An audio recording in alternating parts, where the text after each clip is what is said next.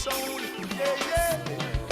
Always look for your soul in every move. Watch your ways, step by Moving up and step on step. You'll find your soul. Always look for your soul in every move. Watch your ways, step by step. I'm moving up step by step and give me some soul. I tell you. Yeah, let the children be free and hear the nature speak. Yeah. Give peace and love, respect and solidarity, yo. Cause to live by your heart and your dreams, let freedom guide you, know. Stay firm, put a smile on your face, let positivity ride your soul. Look out from technology, No matter where you are, blind ambition and vanity. The city can elude you, no yeah. matter where you are. The Babylon is there too. Come on, do it. Stay clear, pull up, sun is all around. Don't go backward, got original sound. Don't play me that tune, cause he got no soul. Because he need to smile like silver and gold. Some some freedom guide to travel along the way I would say. And give me some soul to make me good down bone. See how we look for your soul, I tell you. Best things in life is to be free. Let your feeling cut off your sadness. Keep up on the move of preserve happiness. Babylon never rule the soul of creation. Make down the world and rock up the nation. Whether you're young or you old, you gotta make the good times roll. And give me some soul, I dig you. When you're young or old, you gotta make the good times roll. And when you near on follow, each and milk and rock, you will stop and dig this brain. Yeah, yeah. Always look for your soul in every move. Watch your ways, step by step. You will find your soul. Always look for your soul in every move. Watch your ways, step by step. Moving up and step on step up on step on step.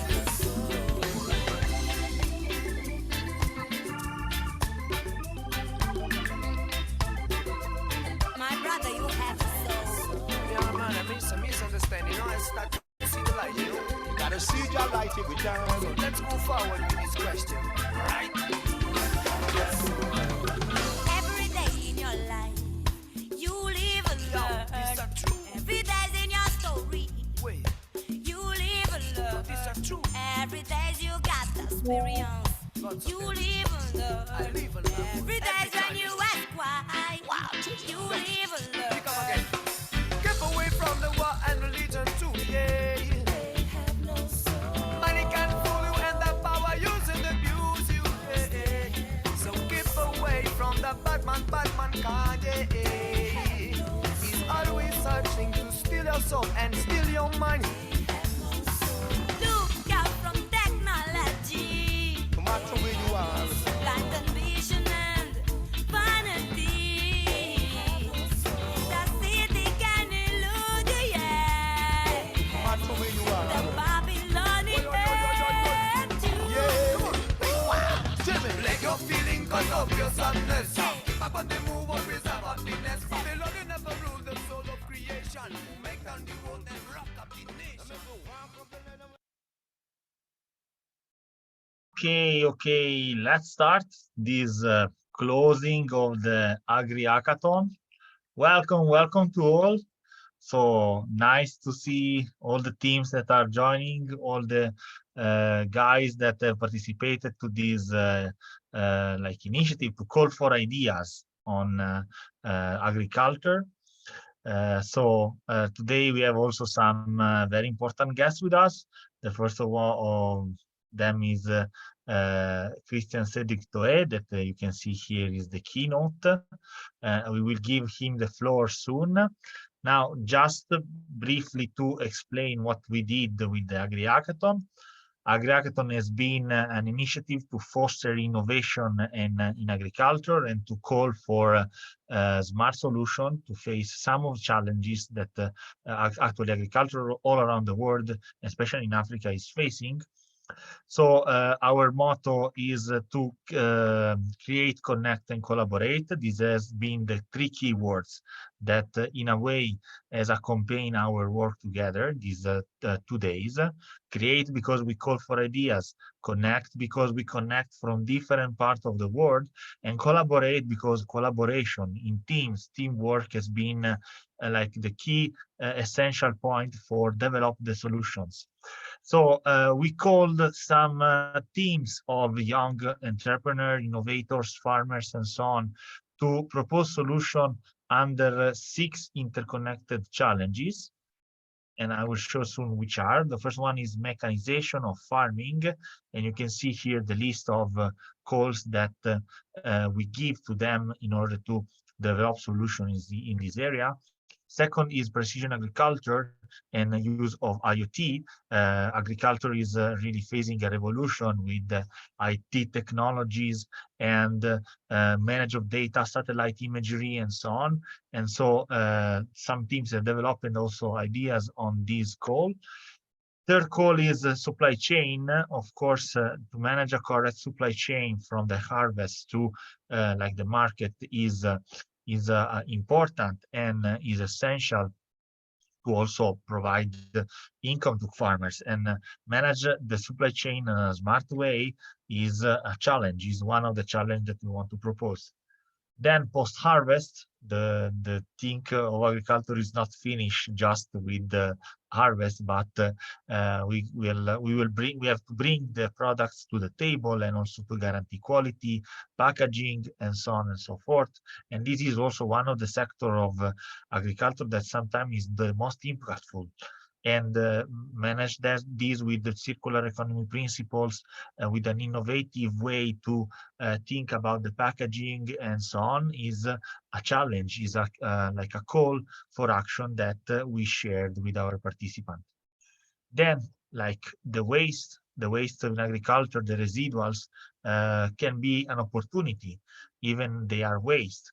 And so how to manage these, how to find innovative solution on that is a key point where we can find new ideas and propose some improvement also in the current state. And of course, the women in agriculture, women are essential to like providing agriculture, first of all, innovation, but also freshness and also the possibility to like improve the knowledge in agriculture. Several women are leaders in the environmental field. Several women are nowadays implementing climate smart agriculture, and they can be the leaders on a new change, a change of mindset inside all the agricultural opportunities. So these are quite the numbers that we achieve with this initiative.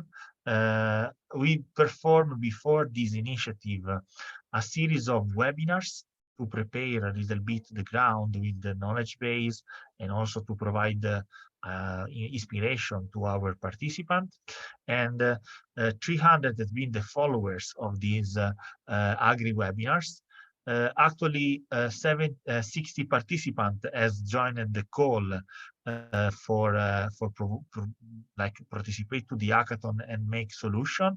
We formed 20 teams. Not all of them have achieved the final solution, but actually we started with this number. And let's see today what are the solutions that we gather from these 20 teams. Actually, we asked them to produce a prototype.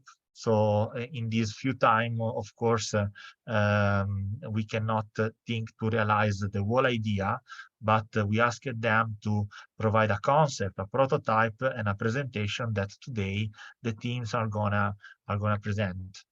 And this idea will be evaluated by a jury of expert members. We invited expert colleagues and partners to like be part of the jury, and they will vote, they will evaluate our ideas on base of some criteria. These are the criteria that we propose for the evaluation. So we will evaluate in terms of feasibility. So if the idea is realizable, is like something that can be concrete. If it's innovative, of course, if it's something that can innovate, that doesn't mean that did not need to be completely new, but at least maybe it can be something old that bring innovation in a practice. Need to be sustainable, of course. No, we want to create a sustainable agriculture and also climate smart. So we have to respond and cope to the climate change. The idea need to be accessible. Yesterday we had a nice discussion in our session regarding how the solution need to be accessible for farmers. If I think, I don't know, the best technological idea, but is not reachable, is not maybe it costs too much or so on, is not an innovation, is a dream. No, is not like possible to implement. Scalable, because of course we want that a solution can be applied in different contexts. Each context, of course, has its peculiarity, but it's important that maybe an idea can be transferred, adapted to other contexts. Communicability, so the possibility of the solution to be communicated, and how the team is think about how to communicate and disseminate the solution. And of course, we evaluate the teamwork, one of our 3C that we presented at the beginning: create, connect, and collaborate. Collaborate is something that we want to foster, because alone we have problem and together we have solution. This is the motto, for example, of the Climate Social Forum that I'm here to represent. This teamwork, of course, regards eventually also the people that will present alone. In this case, we will evaluate more the, we can say, the quality of the idea and so on, because there will be ideas that are presented in teams, but ideas that also are presented by single persons. So the rewards will be the winning team, the first 3 winning team will be mentored for develop their idea by our partners, as I said. And with this, I close this brief introduction to open the closing of this AgriHackathon.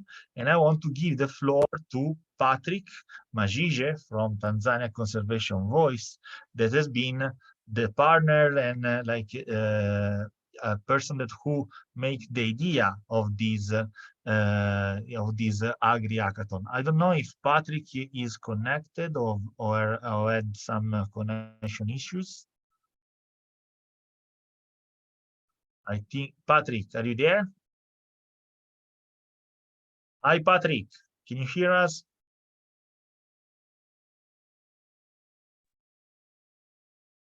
Here. Hi, Domenico. Hey, how are you? Hey. Fine, fine. And you? I'm so fine. How's the day? Fine, fine. I mean, today is an amazing day. Look at what we of what the team have done. I like scouted a bit among the solution. I had this opportunity in advance, and I can say that all the teams are doing great. But thank you to you, because you have been, in a way, the initiator of this AgriHackathon. And so I want to give you the floor for open this closing. Sorry for this jokes of word, but yeah, the floor to you to introduce the session and then go forward to the keynote. So please, Patrick, the floor's to you. Hello, team. Thanks so much, Dr. My brother Domenico.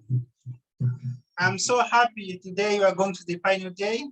We are going to get the little idea based on the technical issues, digitalization, agriculture, and how we are going to get the more ideas from different zones and different people who join with us. Therefore, thanks so much, brother, to conduct this something so amazing. It's a great initiatives. Up now, we are going to the last stage and get some who did amazing job and to present for us. Almost, I don't have a lot of say, but I'm opening this session now. We can move forward, and also the keynote is welcome to share with us, and you can get a lot from him. Thanks so much, my brother. Thank you so much to you, Patrick. Thank you for have triggered this amazing experience. So I'll give now the floor to the keynote of this session before going into the presentation of the teams. Of course, we want to open with an inspiring intervention from Christian Cedric Toe, that is here with us. Hi, Christian. Are you there? Hi, can you hear me? Yes, welcome. And thank you for being with us. Okay, thank you for having me today. It's been a long time, Domenico, we've seen. But yes, I would like to firstly, I would say, apologize for my English. I'm a French speaker, and I will try to be as accurate as possible in my English.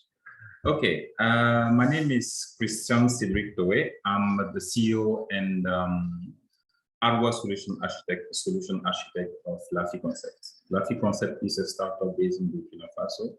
We are designing and producing solutions to help carrying vaccines from urban areas to rural areas.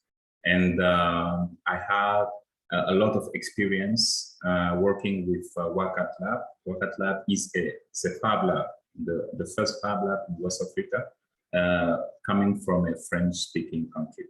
Then that was back in 2008, I think so. Yes, and today I will try to focus more on the agricultural part of what we've done with Wakat Lab. And we work a lot of time with people in, I would say, in NGOs, willing to help farmers to produce more, to store, to have access to raw materials. Then can I share my screen? Can I share my screen now? Sure. Yes, you can. Okay, I will share the presentation. Okay, can you see my screen?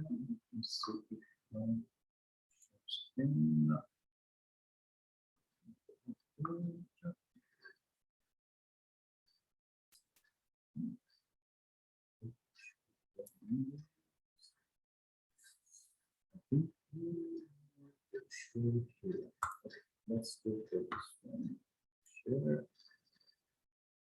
Can you see my screen?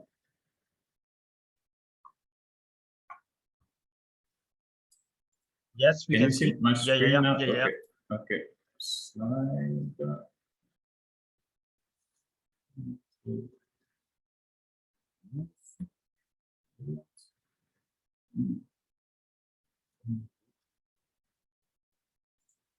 Okay.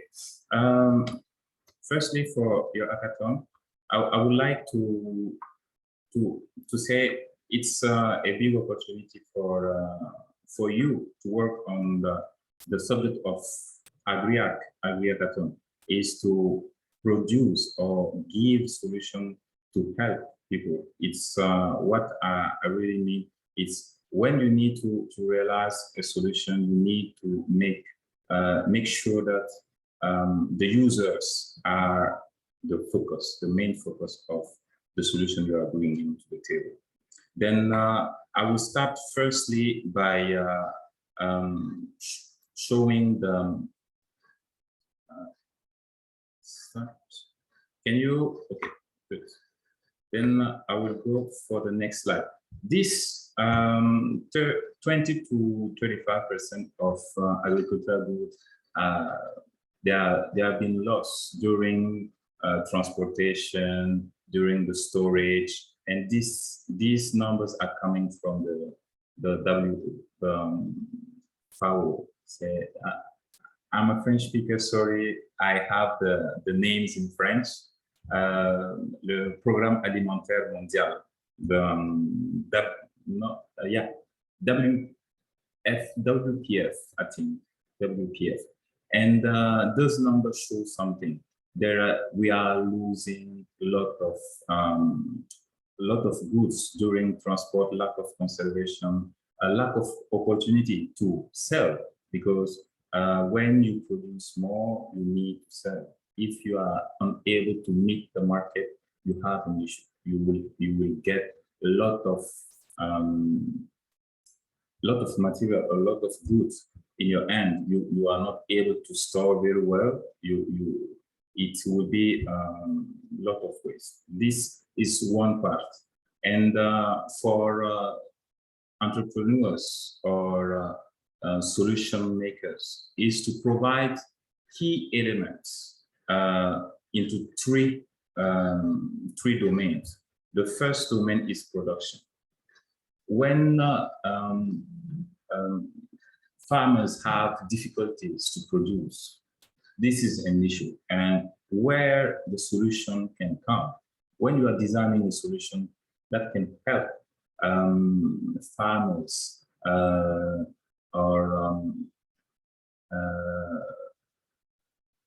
I have the name in French, but I don't know English, but sorry. And when they need to produce, you need to give them all the opportunities, all what the technology help them with.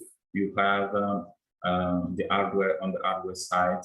You have the mechanization of the agriculture. How you can produce an equipment that can harvest the soil more effectively, where you can have sensors that will help them keep track of how their soil is, humidity, and how the sun is irradiating on the land, and help them focus on where there is a problem. That's the key aspect of bringing a solution on the production side. On the production, you need to make sure that when a farmer starts his crop, when he's starting, is to make sure your solution can help him. And being sure that when you start with your solution, step by step, you will get feedbacks, whether it's from the soil himself, the climate, and all the aspects surrounding his production. When he needs to bring fertilizer to his soil, and there are a lot of aspects. And another aspect is to provide crops. There are a lot of land, I would say, not used in Africa. And how you can, maybe if farmers can have access to the land, how you can manage to give them access. This is one aspect. It can be a business. Give them access to the land, and for maybe at the end of the production, or maybe yearly, you have a commission on what they are selling. This can be an aspect of bringing a solution on the production part. This is a key part. When we work with NGOs, we try to focus on that. And we work with Accra. It's an NGO based in Italy and funded by Fondazione Carico. And we work on how we can help farmers to be sure that their production are more cost. And another aspect, production is one part.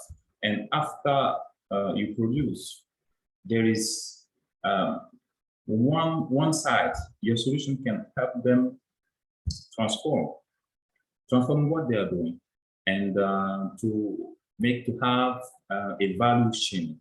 They are producing, they can produce, they can transform, and this is one of the thing lacking the most in Africa, because people they're producing, but they can't transform. Why? Because they don't have the technology, the equipment, and how to say it in good English.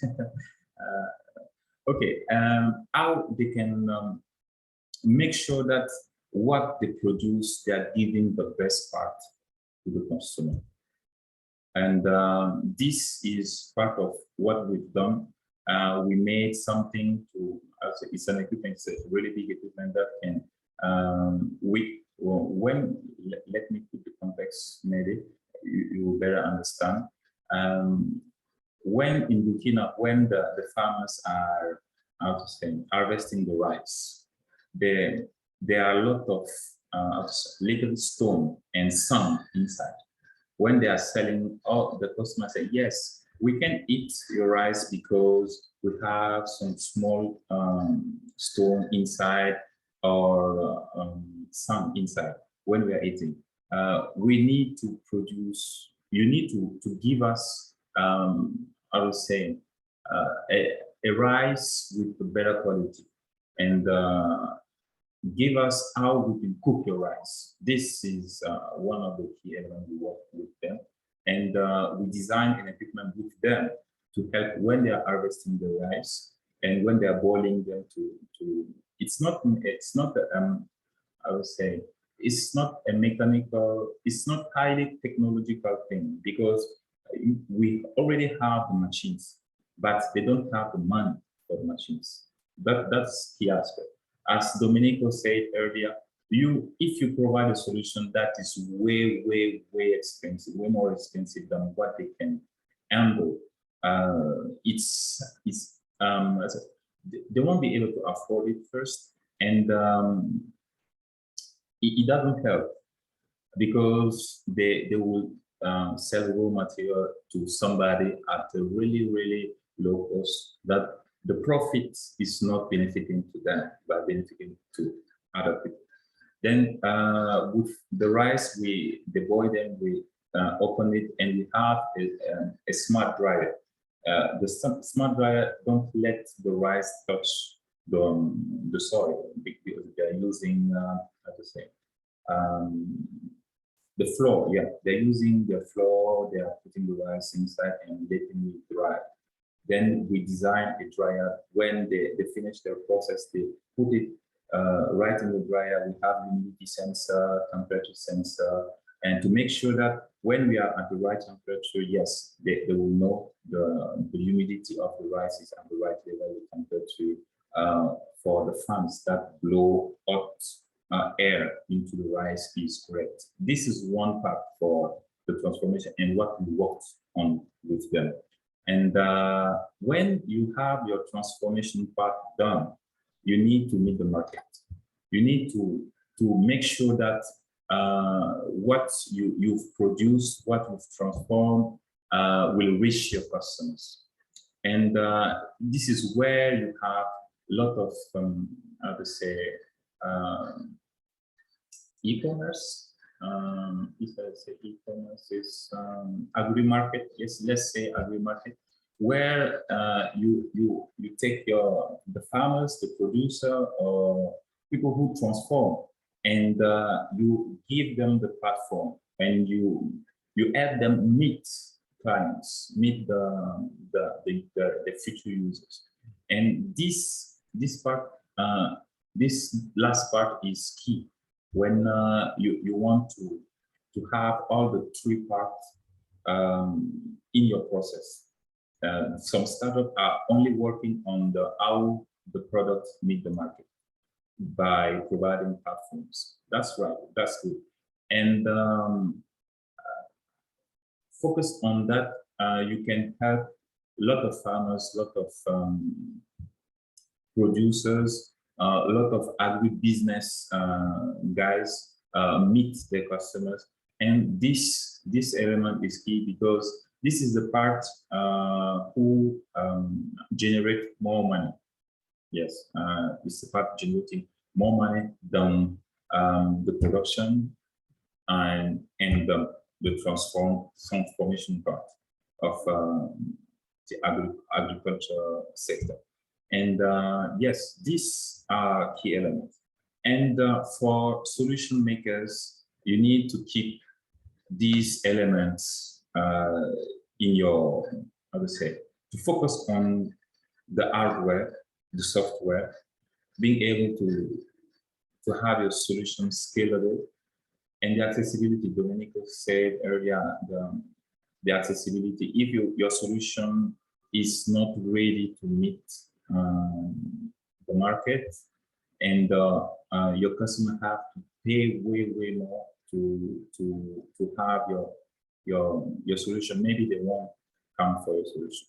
They will go for an alternative, and maybe way less productive part, because they can't meet your requirement to acquire your solution. And last but not least, the users. Users should be at the center when designing a solution. For my experience, designing a solution for healthcare, but when designing a solution, how the user interacts with the solution, how the user feel the solution. This is the UI UX, user experience and user interaction. This is the most relevant part, because as technician, it's the functionality. As a technician to as an engineer, it's yes, my solution works. When you have this input, you have this output. That's it. But it's not always the case. It's in the middle. You need to give feedback to the users. You have an LED blinking to give a status, say, yes, you have an issue in some part, or audible feedback that can, a sound that can say, be careful, you reached a certain threshold that you should not reach.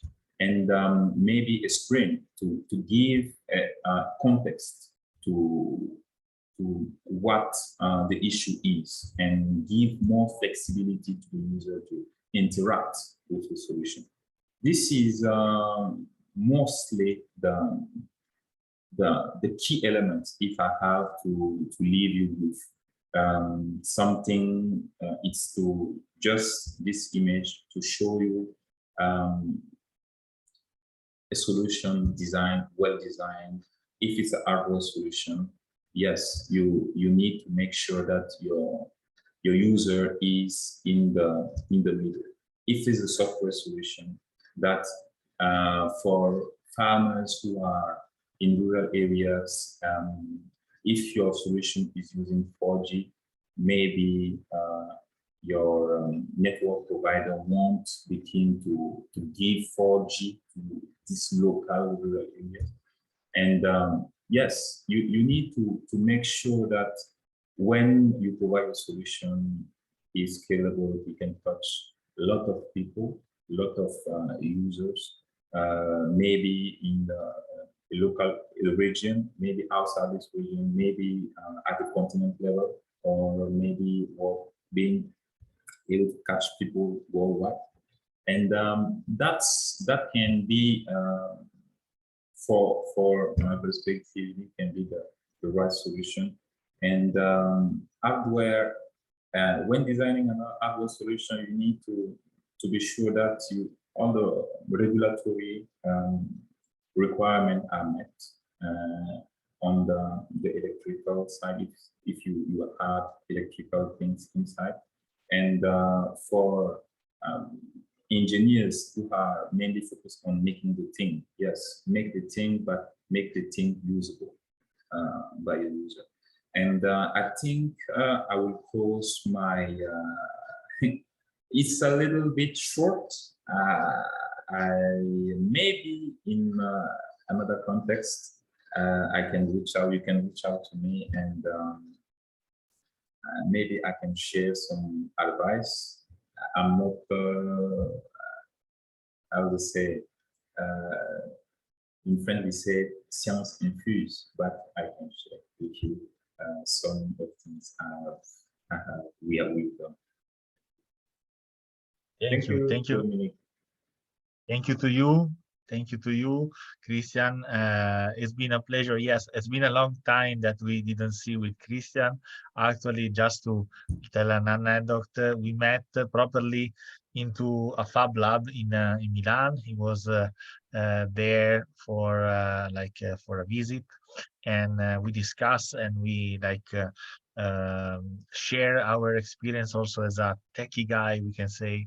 And so it's a pleasure to see Christian again, also for me, and thanks for his inspiring presentation. He touched a lot of things that are important also for the work that we are proposing today for the innovation, but the innovation addressed to a social environmental purpose. And it's very, very important to take notes and to consider the advices of Christian. So thank you again, Christian. Now we are in the phase, I don't know, Patrick, I kindly ask, we were waiting for a guest from Tanzania. I don't know if the guest has joined. Kindly ask to you, Patrick, confirmation of you. Hello, Dominico. Kindly, until now, they're still busy. We can continue with the other session. Perfect. So we come into the very interesting session of today. So there are the presentation of the solution of the teams. Actually, let me count. We are 1, 2, 3, 4, 5, 6, 7, 8 presenters that will gonna show us their solution. Let's start with the team BCH4, the team from that the member are Priyavatra Mukherjee, Dr. Sudhir Joshi, Jean Dieu. If it's okay for you, I will start from you. Dr. Joshi, are you there? Or Priyavrata? Yeah, I am here, but Dr. Joshi actually presenting the slide, I think. Okay. We're talking about this, so and he is also present, I think. Okay, perfect. So, Dr. Joshi, tell me if you need me to share your slide or if you have the slide. Presentation, hello. Yeah. Have you got my presentation? Sure. So I will open for you, one moment. In PPT? Yes. Just 1 second. Okay, here we are. I think, Priyavat, are you going to present or me? Dr. Priyavat? Yeah.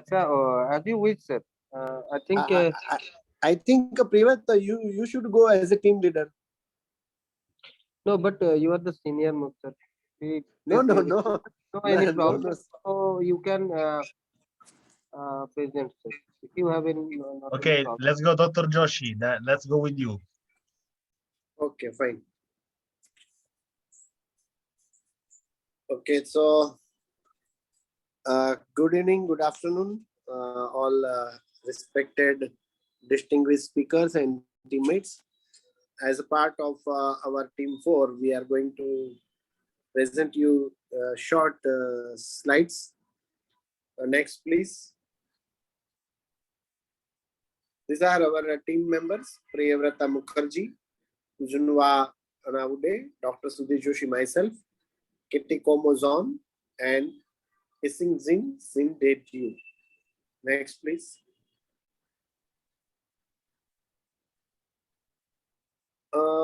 Here we put our problem statement.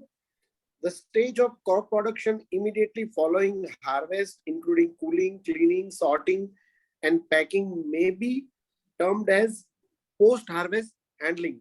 Fresh fruits and vegetables, including root crops, are mostly perishable in nature. They begin to deteriorate immediately after its separation from the parent plant and suffer considerable losses during the process of marketing. These losses may be following nature. So we sort out 4 natures: quality downgrading due to handling, physiological spoilage, pathological spoilage, and oversupply to markets. Next. So while describing idea, recommendation from my side, I sort out some recommendation. There is a need to move from self-sufficient and enough quantity food security to sufficient quantity and safe quality food and nutritional security. That means 2S to 2Q. Strong infrastructure and adequate food facility processing are required. It is also important to build links between farm and industry. National mission on food processing. Likewise, we are India. National mission is applied as we are working under the Niti Aayog, our implementing agency. So likewise, we appeal here all the countries that there must be a strategic protocol and guidelines for national mission on food processing, and we should follow such a type of protocol for universal sustainability. Next. R&D and test technology have led to development of sugar and salt substitutes. See, some of the industries are adultering and some industries are using some chemicals for alternate of sugar and salt. So they can be used to reduce sugar and salt in product formulation without affecting taste. Here the taste is important.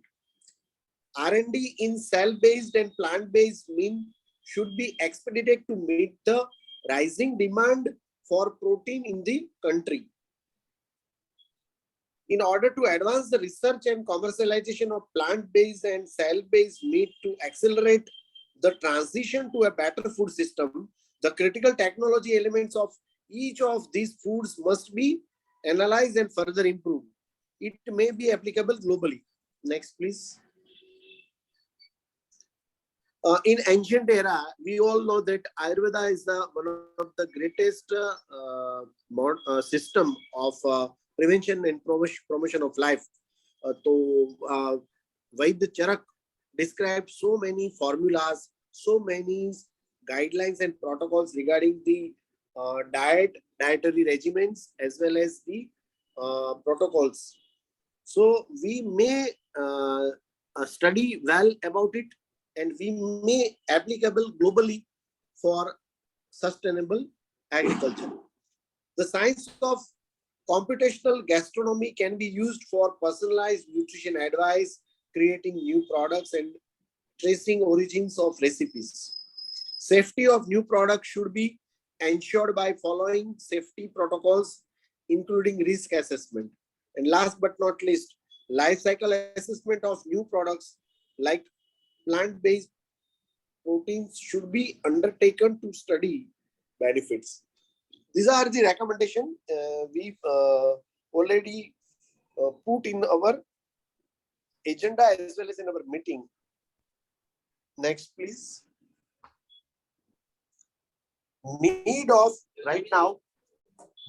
for value addition to improve the profitability of farmers, to empower the farmers and other weaker sections of society, especially women, through gainful employment opportunities and revitalize rural communities, to provide better quality, safe and branded foods to the consumers, to emphasize primary and secondary processing, to reduce post-harvest losses, reduction of import and meeting export demands, way of increased foreign exchange, encourage growth of subsidiary industries, reduce the economic risk of marketing, increase opportunities for smaller farms and companies through the development of markets, diversity the economic base of rural communities, and last, overall increase farmers' financial stability. These are the main points which must be considered for approval. Next. Business plan and strategy. Value addition in horticulture is the process in which a high price is realized for the same volume of a primary product by means of processing, packing, upgrading the quality of other such methods. For example, making jam of pomegranate and strawberry food processing results in addition to farmers' income. Likewise, next. Reduction of post-harvest losses through efficient storage and transportation. The post-harvest and transit wastage account for approximately 40% of the total food wastage in India, compared to 28% globally, and results in significant erosions of farmer income. So we are here advocating farm processing with latest technologies, with strategic and systemic approach. Well, training also we are promoting here. Okay, next. Initially, we start this program from grassroots. Just 1 second, Dr. Joshi, that I yes, share yes, again my... just 1 minute. Just 1 minute. Sir. Okay, please. Sir, Yeah, just you can go. last slide. Feasibility, next. After feasibility, sustainability. Next, please. Innovative, sustainability, last slide. It is a sustainable practice. No. Sustainability. Previous one. Yes, it is a sustainable practice because it uses small merchandise and utilization of wasteland. It is also included market chain that include all strata of society. The post harvesting process include women mainly, so it also create gender equity and income generation of women. As value addition product, more benefit among farmers. So a socio-economic development will arise that interlink most of SDG goals. So here we sum up with that we want sustainable horticulture culture by collective, innovative, and strategic approach. Thank you, Chair. Thank you. You have the time to finalize also your presentation, so don't worry, we can have a little bit more time because we are in advance with schedule. So please go to the also other points so the evaluator can have a full idea of your proposal. So continue with the presentation since the end.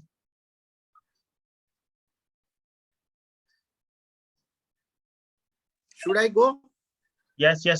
You can continue with these slides that are Yes, missing. just 2 slides. Now 2 slides remain, please. As Okay. this project uses small machinery like small rice mill, oil mill, etc. So less greenhouse gases emitted and using western land also increasing plantation area. Use of solar cold storage for vegetable and flower, fruit, etc. It produces no global warming. So here we advocating in very systemic with very systemic approach for using solar energy. Next. Communication plan, we directly work with farmers. We communicate with them by meeting, seminars and training and door-to-door visit also. All social media, government sectors, local government, NGOs, all are included with this project that make a mass communication. We need it. Next. Final remarks. Food processing has the potential to enhance the farmers' income in India by adding significant value to the agriculture produce. Farmers will have to be integrated into the food processing value chain, not as producers, but as entrepreneurs engaged in primary and secondary processing activities that are profit generating. That we want. An effort need to be made to ensure that the benefits reach the intended beneficiaries, small and marginal farmers. A policy interventions or action plan is the need for the hour. So, in short, we are here for making smart, making productive and very innovative way perfectly sustainable agriculture. Thank you, Chair. Okay, thank you very much. For all, we have a little time more because we are in a little bit advance in the schedule. So consider to have the full 10 minutes. Simon, yes, please. I saw that there are questions. Can you hear me? Yes, sure. Hi, g'day everyone. This is Simon Lever. I'm the Executive Secretary of the Global Alliance for Climate Smart Agriculture. We are hosted by the United Nations FAO. And I'm very, very happy to be here supporting this event and listening to. I just would like to probably give a bit of a for the groups that they're pitching for the ideas. Sometimes you know, when you have these sort of like shark tanks, it's important that you have your eloquently and your fluently when you pitch for your ideas. So it'd be great that you could sometimes give 30 seconds a overview of what's your idea, you know, what's about, and then you go into details. It's for me, it's been hard to follow the two presentations in the just past. So it would be great that in a nutshell, it could be, we're doing this is the main idea, the reason, an example, and then you go into detail. That's just a feedback for the rest of participants. Thanks, Mike. Yeah, just to add to Simon, I'm Santosh here from India. I agree with Simon on this point. I think there should be first short discussion about the problem that someone is trying to solve and precisely the solution for that problem. Even that the team is describing in the beginning itself, it would be very easy to follow the presentation and details subsequently. Thank you very much, Santosh and Simon. Thank you for your advices. So, taking in consideration very hardly these advices, I also invite the team to follow up on them. Let's go on the second team. Is just one moment.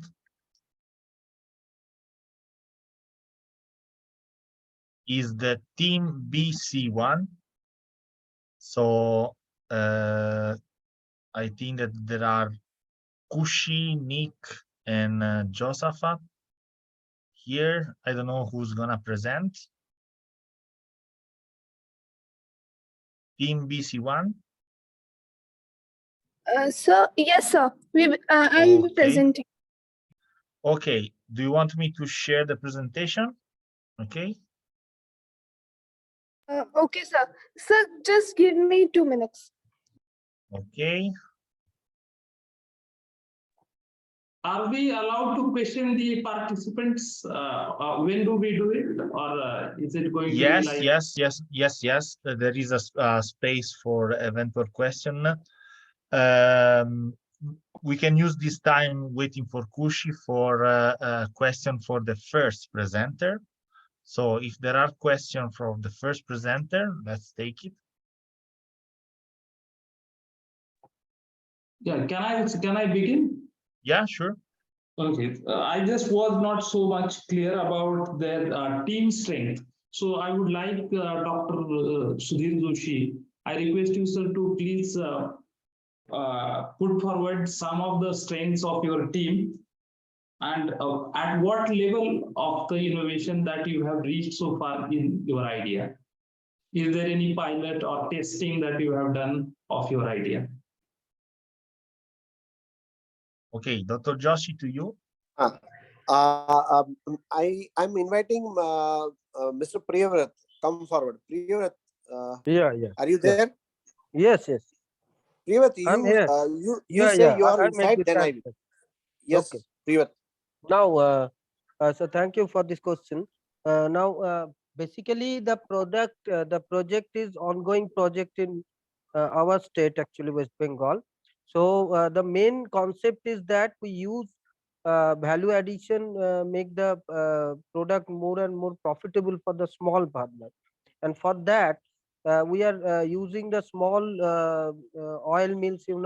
Very small oil mills. They are very cheap also, and the farmers can subsidize these machineries by the government, and they use this, and as they making the oil or making the rice from the paddy or oil seed from the oil from the oil seed, they make all these things, and they increasing their profitability. Custom hiring center. So the custom hiring center concept is a very good concept, that in a hub different types of the agriculture implements are there, and they use this for very minimum rents.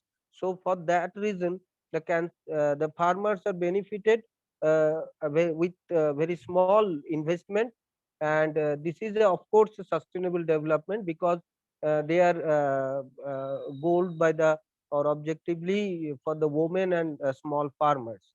So this is the value addition process. And semi process, like medicinal plants, they can dry the leaves and fruits, and they can sell Can it you in be the. little briefer in the answering, because then we have some Okay, so follow-up these are questions the as well. actually the semi process, and final product is made by the farmers, and they supply the market. So our project is including the marketed process also, including the export and the local market supply also.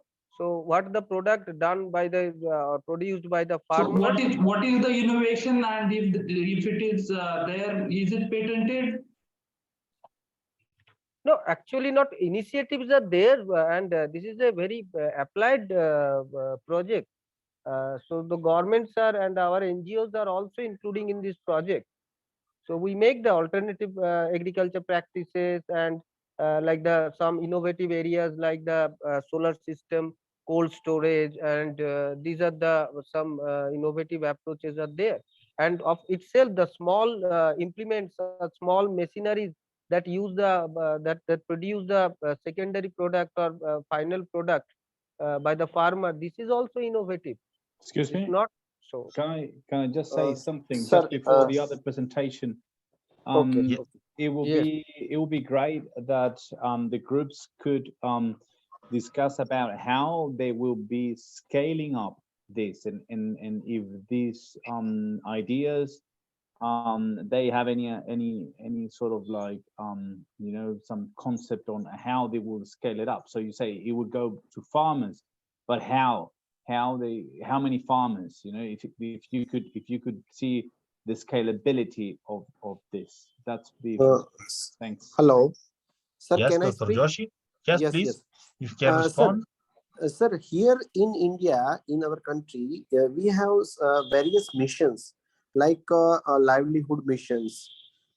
Under livelihood missions, we are promoting new entrepreneurs, women entrepreneurs, and small scale entrepreneurs, even farmers also. So we are for scaling. I have three ideas what we are sharing here. The first of all is that upgradation of knowledge of farmers by various trainings, training modules, as well as our link-up programs. The second is food processing industries area is now developing very well, and the food processing materials, matters, and technology, farmer are not very much aware about it. The second thing is the farmer well aware about the latest equipment, latest technology, as well as upgradation of the system. And the third thing is delivery system. When we are talking about the global market, so farmers are doing great job, but sometimes good packaging, good branding, and good publicity also essential. So in global market, if we want to earn a credit by farmers work, we have to channelize the farmers. And the thing is that in global market, we should capitalize this income as a big source. Here, a household woman creating so many things and selling it very cheap cost. Like in COVID-19, we have seen that plenty of masks when government is not sufficiently providing. This woman, this village woman, mission through Mission Mangalam provided billions of masks to full across India. So this is the example. So regarding the scaling, the three things in my mind: first, training; second, channelizing; and third, motivating by promoting their products in the global market. Then and then we can get good output and with a good outcome, and we can measure impact on their lives through this approach. Thank you, Chair. Thank you, Dr. Joshi, and thank you for the questions from the judge. I don't know, Simon, if you have another question or if the raised hand of before, even though we can go to the next presentation. No, just go ahead. Sorry, man. Okay, so let's go to the second presentation of Team BCH1. So, Kushi, I think you will be the presenter. So please go ahead. Yeah, good afternoon. Good evening, everyone. I'm Kushi, and our team is Team BCH1, Mechanization of Farming and Allied Activities. The next, please. Yeah, these are the team members: myself, Kushi Garwal, Nixon Kalanko, and Joseph Makaya. They are from East African parts. and I'm from India. Thank you. Okay, so our problem statement is that we all know that food security is a big problem, and in this proportion of population, there are really they are really lacking with the amount of space, that is the land, and water. Water scarcity is increasing by the time, and we have uh, we have really experienced this in COVID-19, the issue of the food availability and its quality. So we will be tackling this big problem, two big problems in our presentation. The next, please. And the problems that our idea aims to dedicatedly solve is that many women farmers who lack the sufficient land is not there in this urbanization era. Then there are farmers who need a water efficient technology. Then with the use of both these things, they try to increase the income, they increase the food production and requirement to eat a healthier food and to provide a healthier food to the society. The next please. So our motivation is that we need a food security.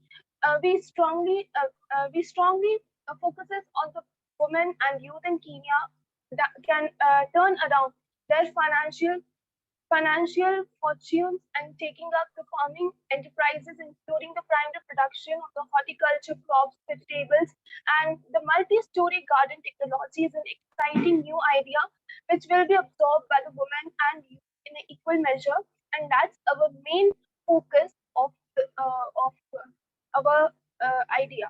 And our vision is that to install and supply 2,000 customized these multi-story gardens, which will be solving our two major issues, which I talked just a few seconds before. And by November 2023, it is supposed to be achieved, and a basic economic training to 200 youth and women groups or much more. This is our vision and motivation. So next, please.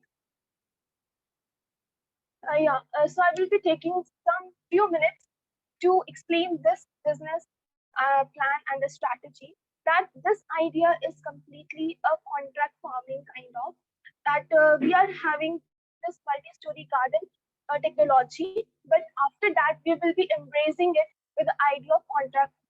Here subcontracts will be given to the farmers to do vegetable farming on our behalf. Then these multi-story garden concepts will be explained to them. It will be made available at the premises, and the issue and also issue them with the seeds and the training. Everything will be provided to them, but the need is that they need to execute it and produce it. So this exclusivity contract with the farmers for the training, seed provision, installation the of the garden and the supply of the vegetables taken care by us, and we have planned to specialize in the leafy vegetables. Now, the vegetables have been matured after some time. We will buy from the same farmers at a predetermined contract prices and then prepare them for the export. There will be an identified partner who is currently engaged in vegetable export, means who is already in the field, and we will be contracting them and making up a deal and shall hold our hand in this regard. We plan to repay the loans, whatever the financial revenues or the loans would be there, it would be repaid again by this kind of financial policies. Then the proceedings will be done from the export of the vegetable. Now, there would be, we shall have a grace period of 4 months. Once we have on board a farmer to start, okay, sure, sir, to start supplying the vegetable. Now, this period will start taking for the training. Everything would be there, the training, supplying of the seeds, everything from our side. And there is one thing, that we shall be giving up a solar dryer in our demo sites for the packaging and the value addition for the export purposes, if it gets good enough. And by increasing this dryers, we can increase the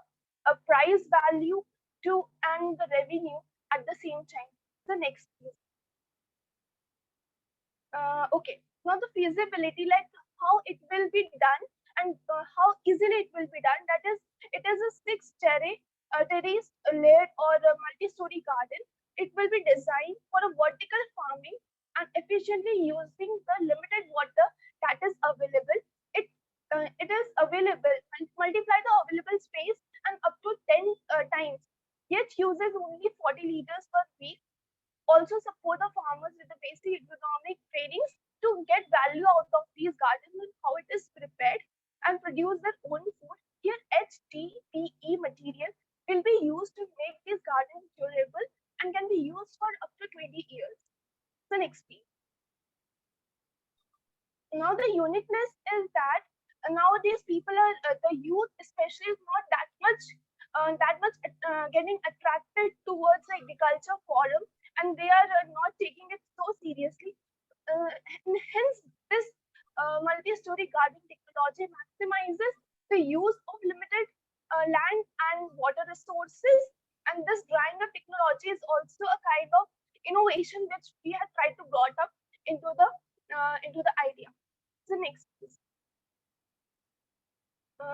Now the sustainability, that is it can be used for landscaping, which we have started exploring.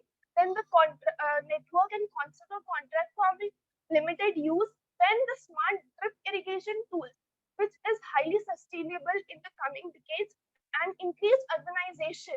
This kind of farming structure will be in more demand because we won't be having so much space and the land.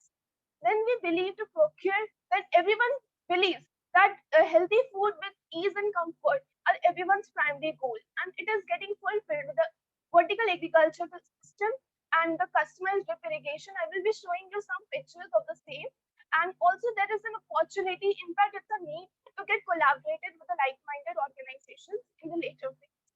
The next please. Yeah, so all can see that this kind of customized drip irrigation kit is there. Then vertical farming tools, and this is a vertical ladders kind of which we can place. You can see above there are the small sprinklers placed there. Then water can be put to them. Here the boxes are kept in which we can even keep the vegetables or the water for the use. Then customized drip irrigation valve is also given. This is the valve which is used for making it easy for us. And then there is this bucket. It is a 5-liter bucket, a container to supply the water at the necessity point of the roots or the plants where it is needed, and in a limited amount, because it is a valve. It can be on, it can be off according to our need. So there won't be any drippage of water to the maximum potential.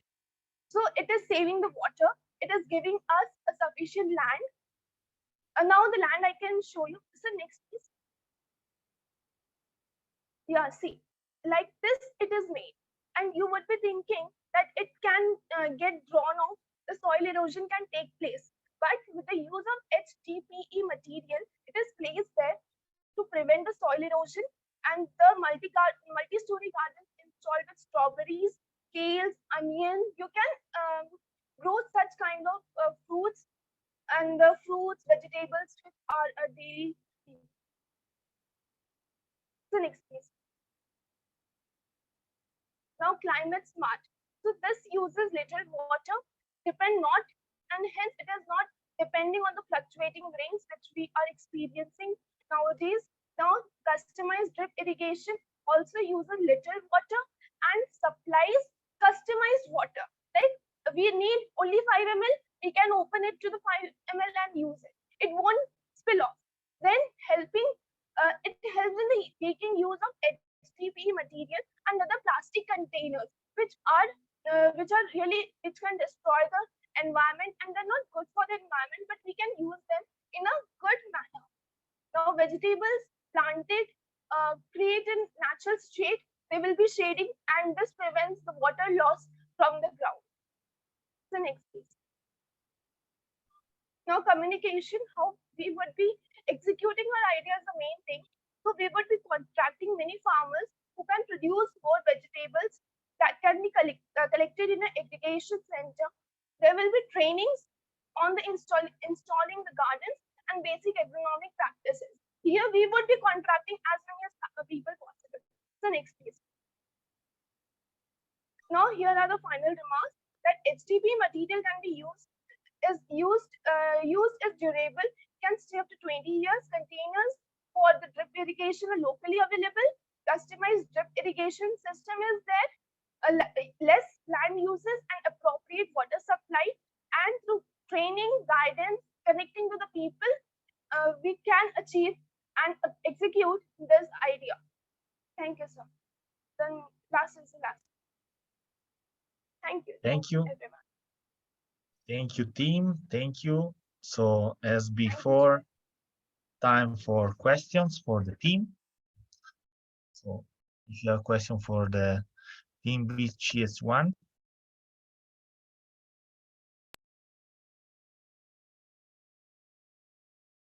No questions. I have a question. Okay, please, Simon. So it's about the garden. So it's 200 gardens. I just want to know about the maintenance of those gardens, how they will, succeed, and if she could tell me more about that bit. Thanks. All right, Simon? sir. Okay, I can help Kushi. Sure, sir. You can go ahead. All right, thanks, Simon, for your question. Now, the gardens, basically, of course, there will be our focus or our projection is that we will perhaps supply or install 2,000 gardens in the next 1 year. That's from now until 2023 November. We are also targeting 200 youth and women groups. So basically, they might not be 200 gardens, but they could be more than that. And then basically what we will be doing is that when we supply the gardens to the farmers or to the smallholder farmers, because the idea is that to help them produce more, to help them produce more vegetables in their locality where they are. And of course, after we have done that, they are able to get food for their own consumption and even for selling to get income. So we will offer basic agronomic training to them on how to take care of the vegetables and of course how to install the gardens. I hope I have answered you, Simon. Thank you. Other questions? My question was regarding the maintenance, because sometimes I have seen this approach with gardens. So you basically supply the garden, then you get some people will buy into it and others would just abandon them or leaving them like that. So then you ended up actually, if you put it in a city context, you ended up like being liabilities on transport councils. So that's something that I just want to know whether you have thought about finding the champions, and it's all about that. Over. So can I answer, Joseph? Okay, no problem, Kushi, go ahead. Okay. Sir, I can understand your concern. What way you are asking, that people can abandon it and we would become unsuccessful in our problem, but in our idea, sorry. But we can have a team which can look after it, to whom we have given what are the things, how they're producing it, and then not binging it is the main issue. We can have people for the surveillance there. They can take care of it, how the things are going or not, if they're able to do it. But we will have some policies that they're not allowed to abandon it or give harm to in any manner, because we would be providing them seeds. Their assistance would be given from our side, and it all needs the it all comes with the money and everything. So we will take care from our side at the most that things are going smoothly and people are respecting it at the most, and they are making the best use of it. It's our responsibility. It's need to go with the good strategy and the planning, and a good administration is known for that. That things are not going abruptly. Thank you. I think Thank you. yeah. Thank you very much. Can Yeah, I go please. next? Yes, please. Yeah. I would ask you otherwise, like, what would be the reason someone not to subscribe to your service as a farmer? What do you think would be the reason? If someone is not willing to get into your business model, what could be the reason? So there could be the reason if they don't get to know the essence of our idea, like how they will be doing. For now, there are No, I think, see, even if you clarify what your business model is, the complete, just not being aware is one thing, but once they are aware, understanding your model, what could be the potential reason that they won't subscribe to such a model? Perhaps I can help that question. Yeah, please.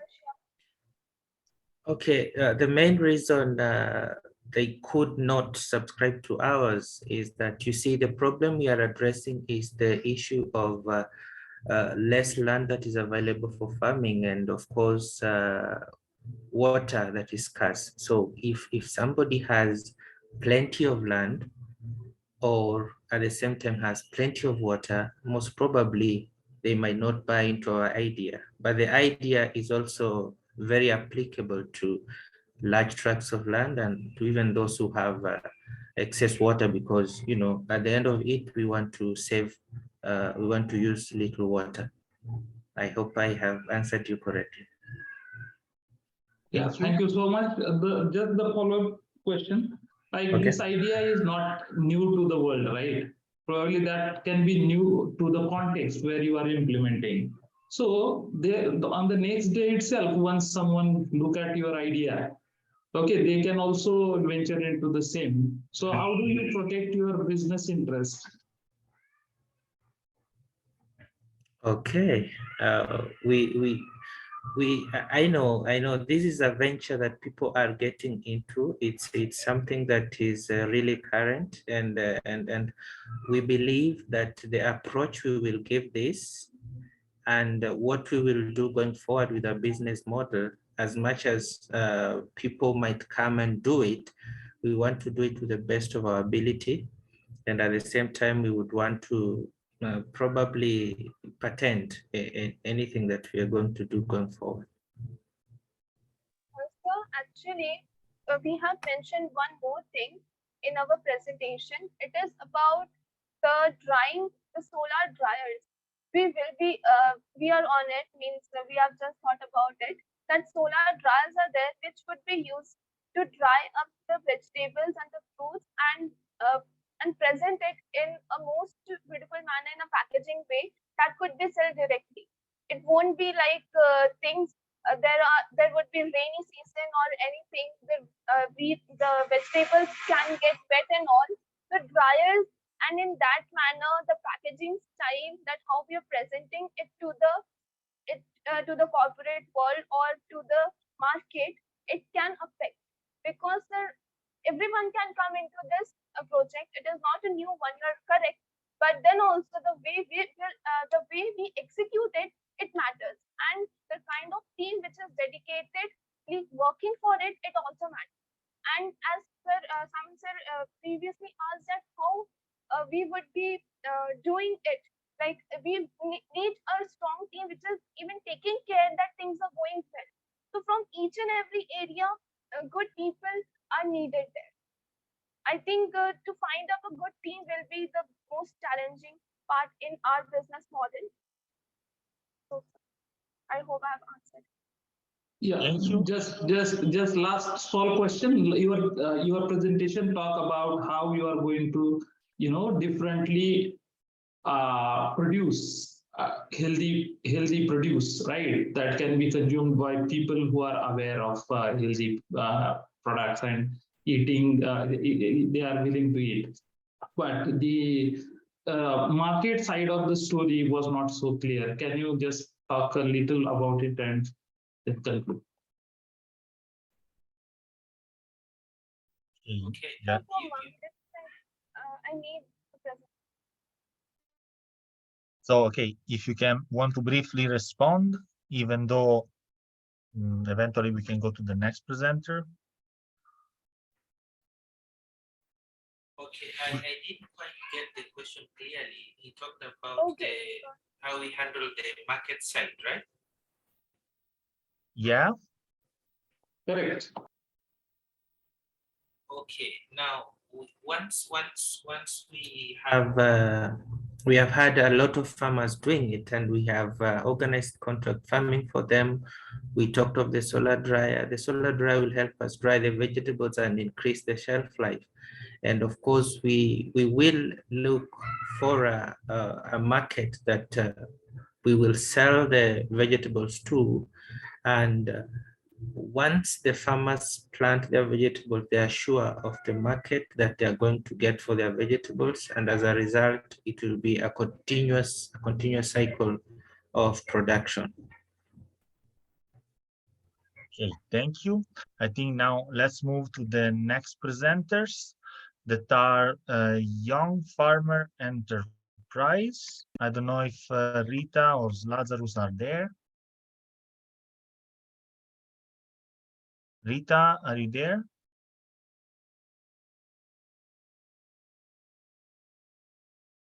Or Lazarus?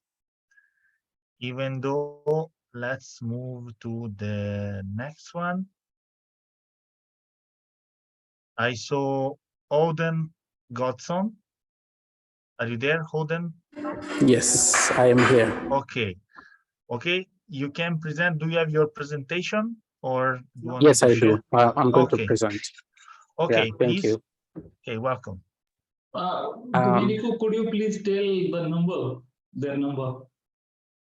The number of the team, yes. Oder Hodgson actually was part of Hodgson, if you can tell the team number you were, but actually he's going to present alone because the team member doesn't figure out, and so he participated alone with the talk.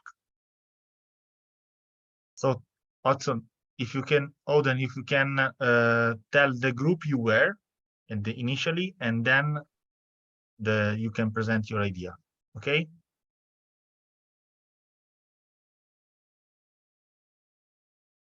Just to... I hope you, yeah. Yeah, that's two, CH2, I think. Okay, CH2.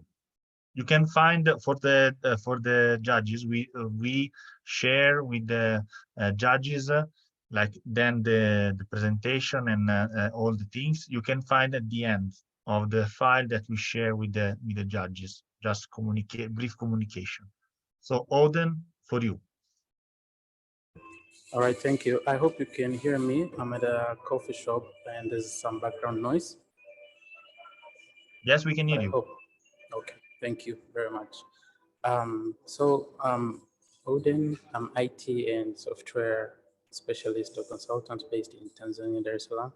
And when I saw this challenge, I saw a big opportunity because I had an idea and I didn't know where to take it. So I think this is a perfect platform.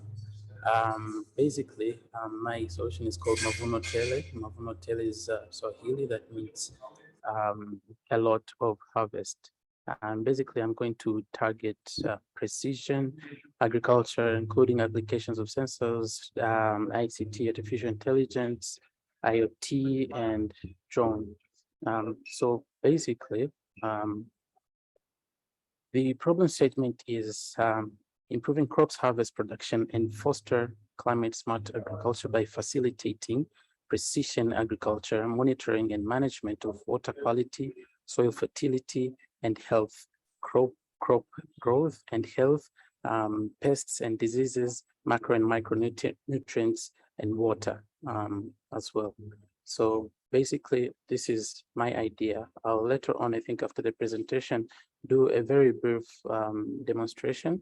This Mavuno Tele is a web-based system that basically focuses on adapting to climate change and increasing crops production while reducing costs by providing farmers with actionable information services, including weather information, and this is based on digital data systems that are powered by artificial intelligence in order to support them in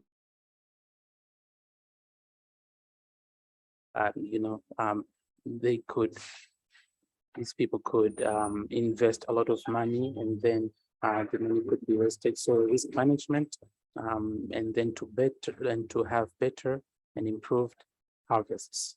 And basically, this system makes use of current and emerging technologies for efficiency, ease of use, and scalability. And one of the things that I have implemented is the use of the open toolkit called Kobo Toolbox. This is a mobile-based, smartphone-based application for uploading data into the system. And then also there's application of SMS, short messaging services. And then there's artificial intelligence for analysis of data. There's drones for surveillance and sensors in the soil, and also satellites, especially for weather and weather forecast. Now, who are the key stakeholders? We have farmers, governments, agriculture, have agricultural organizations and climate organizations, like the Global Alliance for Climate Smart Agriculture. Yeah, those kinds of people. But how do we get there? I think the first and foremost thing to do is research and surveys to both the farmers and the different stakeholders within agriculture sector. And then focus is to build a minimum viable product and then roll it out for testing and proof of concept, and then involve possible development partners. I know there's big organizations like IBM that are specialized in producing, very smart equipment, electronics. So yeah, these would be development partners. Then we'll review and improve this idea that has been tested, then incorporate advanced features like the application of artificial intelligence and drones as well. Then establish market demand. Then and lastly, create a rollout plan. Is this idea feasible? In fact, so I got this extract from the CSA for Tanzania, and we know a lot of so much GDP in Tanzania, to be exact, 32%, and this is statistics from 2015. It was done by FAO. So 32% of GDP comes from agriculture. So this is a lot of opportunity, and most of like this area has not been truly explored. So there's no stiff competition in Tanzania so far. And then legally, the software has a firm ground, enabling it to be established here, and I believe in other countries as well. Then climate smart agriculture is only emerging in Tanzania, and some of the projects here actually are short term. People receive grants, they do one project, one-off project, then off they go. So those are not very sustainable, but this can be a long-term thing. The idea makes use of current technologies. Those are drones, sensors, satellites, artificial intelligence, and every stakeholder is involved, from the farmer to other big stakeholders, like organizations that do data analytics and to determine where the demand is for, what crops. And then really the idea redefines how farming is managed, how farmers receive information, and how they improve aspects of the value chain. Will this idea be sustainable? The answer is yes. So my intention is to introduce small subscription fee, but experience shows that most African countries don't like subscriptions. And especially for a country like Tanzania, I've done some other projects before, and subscription is, poses some challenges and problems. So maybe it could be called membership fee. Someone is willing to pay a membership fee for a year and then access these services. There's PPP, partnership with the government, private-public partnerships with donor organizations. Maybe people want to do a research based in Tanzania or in any country, then these partnerships would foster growth and prove sustainability to the system. And then, so all these partnerships with NGOs and research institutions, etc., can make sure or render this project sustainable. Now, is it climate smart? Basically, the core of the system is to adapt to climate change. It collects weather data using sensors and satellites and these mobile devices, and then the weather data is integrated into the system. So it is, basically a climate. This are regularly notified about weather conditions, about production of their crops and farming skills, and etc. How are we going to communicate and disseminate the project? So because we have different stakeholders, different methods of communications could be different. For example, based here in Tanzania, almost African countries can make use of local government, and make organized workshops and awareness campaigns. These work really well in countries like Tanzania. Then with governments, like the government of Tanzania, we could have, or we will conduct high-level meetings and events so that they fit the bigger picture. And with scientific communities, can make things like roundtable discussions. You can make use of websites and events, social media, newsletters. Also, high-level meetings can work with agricultural organizations. Likewise, high-level meetings, events, social media works, newsletters work as well, and information through the website. So I'd like to just take you a little bit through the system.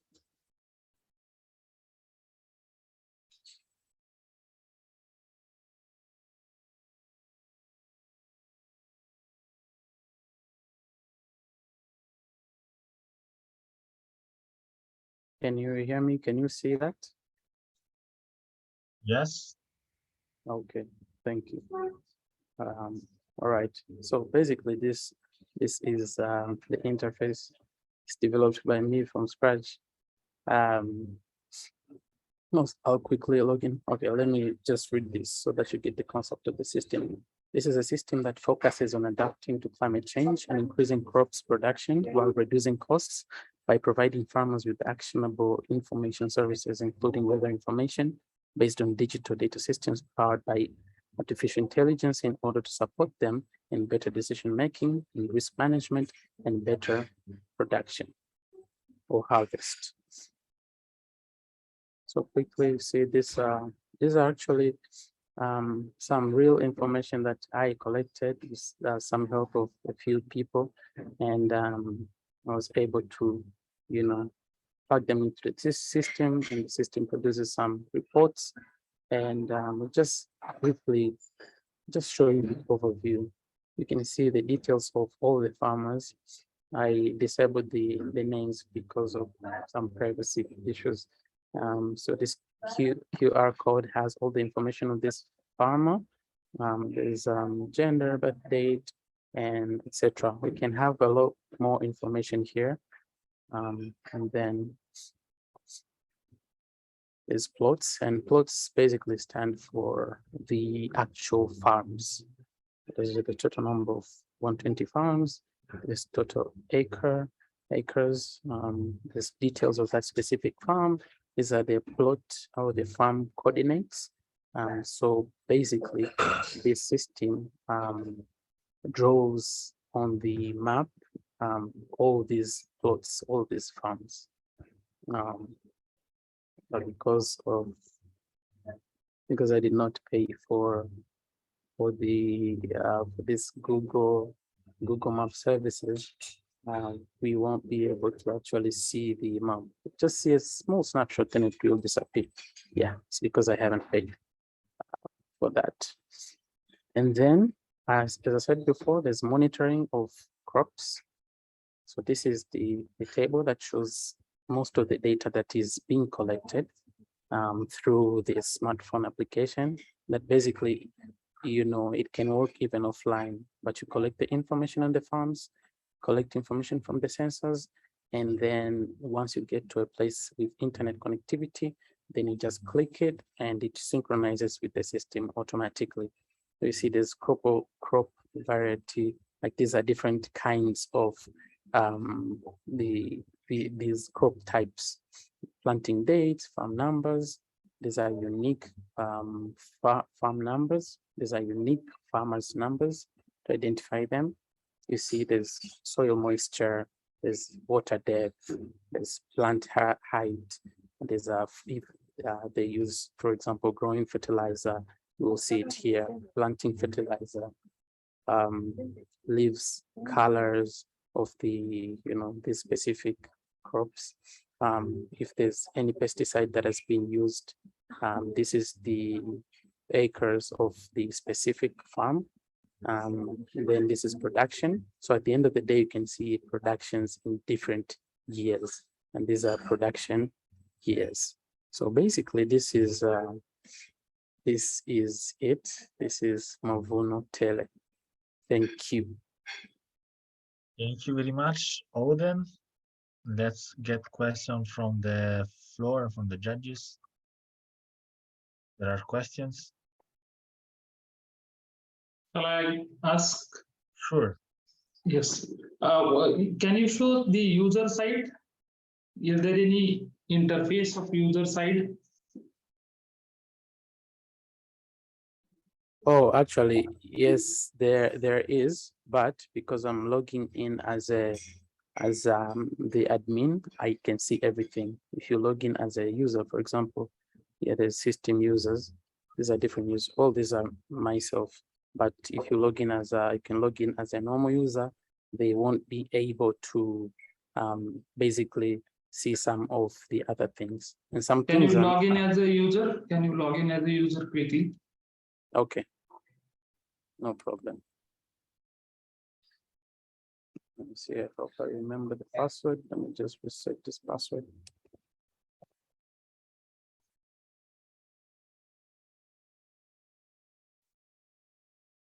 Log out.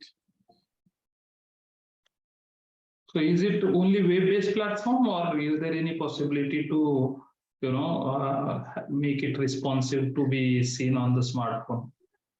This can actually be seen on the smartphone. It is responsive.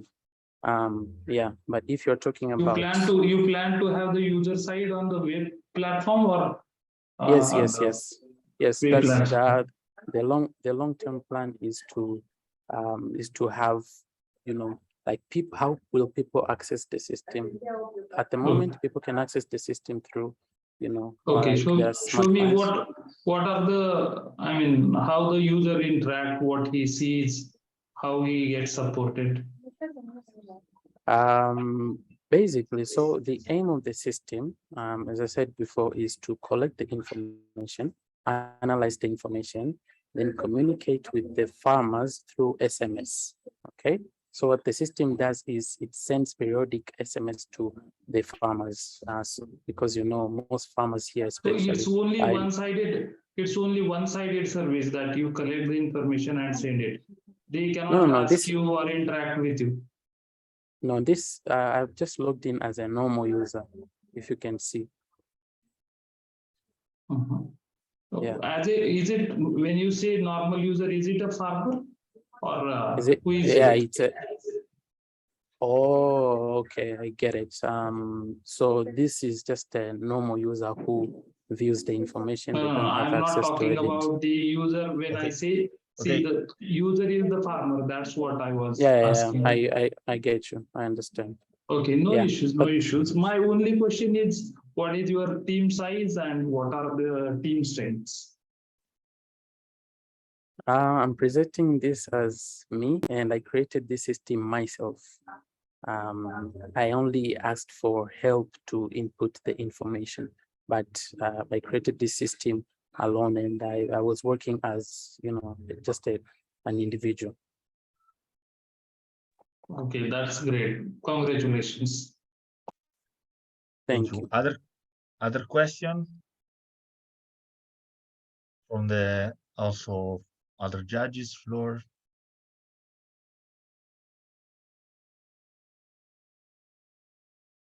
Okay. Oh, yes. Okay. So if there is no other questions for Odin, we can pass to the next presenter. That is Never Mujer.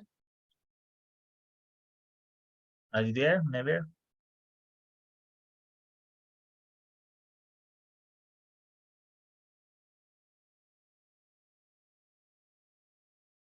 Never?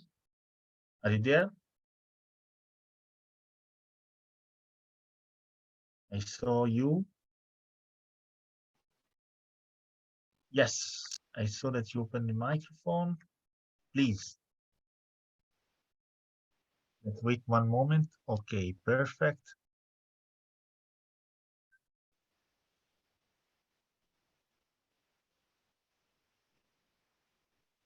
Okay, we cannot hear you still.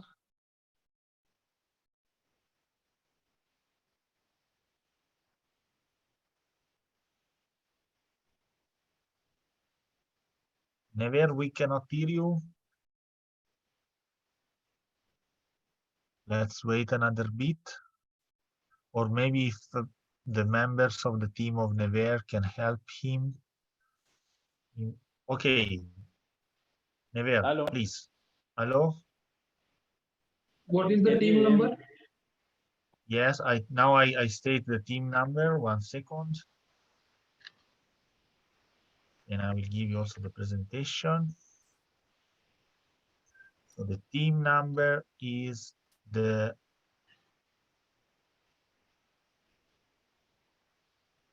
team B CH6. Team B CH6. Yes, that's the team number. Okay. Do you want me to share the presentation for you? Okay. Yes, share it from that side. Okay, perfect. I will do.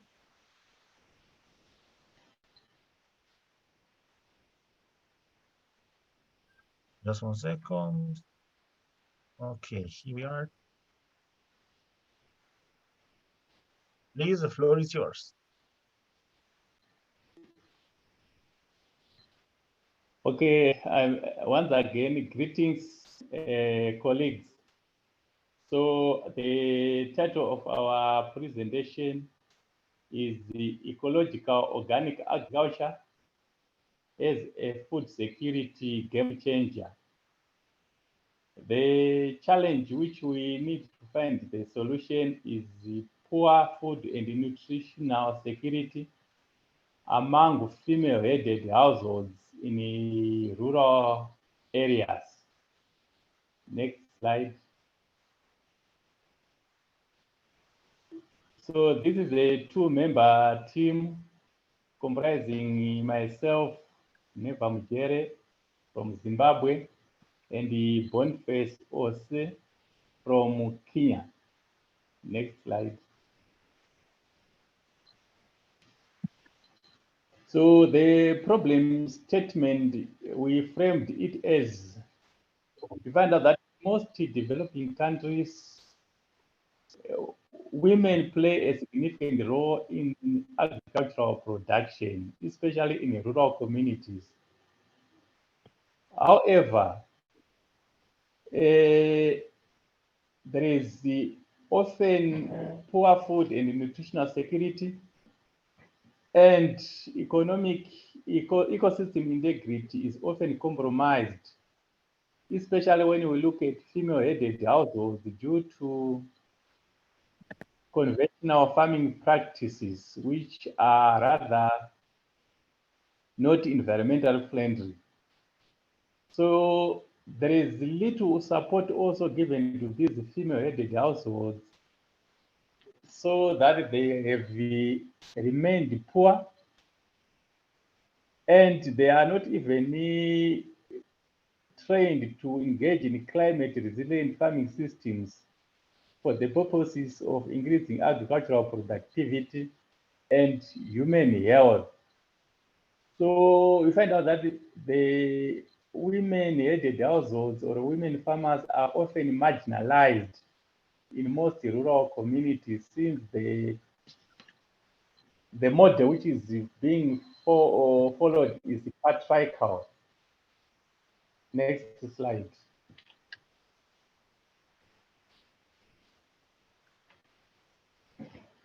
So in terms of describing our idea, we hypothesize that the practice of ecological organic agriculture among vulnerable or people living in difficult circumstances, female farmers can achieve household and food security. Also, environmental protection can be realized. So this agroecological organic agriculture concept is seen as a springboard for socio-economic development among the poor rural households. It relies heavily on the already cheap natural inputs and helps to mitigate and adapt to climate change. There is also use of natural pollinators and organic manure. Therefore, for the poor, less privileged female-headed households, they can afford these inputs, and with the less minimum tillage, so they can use very simple tools by integrating crops and trees and also livestock. It means that they've got a larger safety net in terms of mitigating or coping with the drought and other climate vagaries. The solution contributes to achieving sustainable development goal number 1, where we have to reduce poverty, and goal number 2, to reduce hunger, and goal number 13, which we target climate action. Next slide.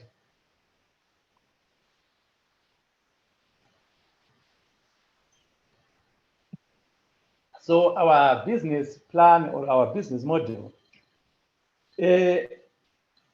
firstly, the participants or beneficiaries of the project need to be aware of the importance of agroecological organic agriculture. Therefore, after being aware, there is a mobilization strategy which is going to select the poor and vulnerable females, which will be trained in groups so that they can manage and share ideas.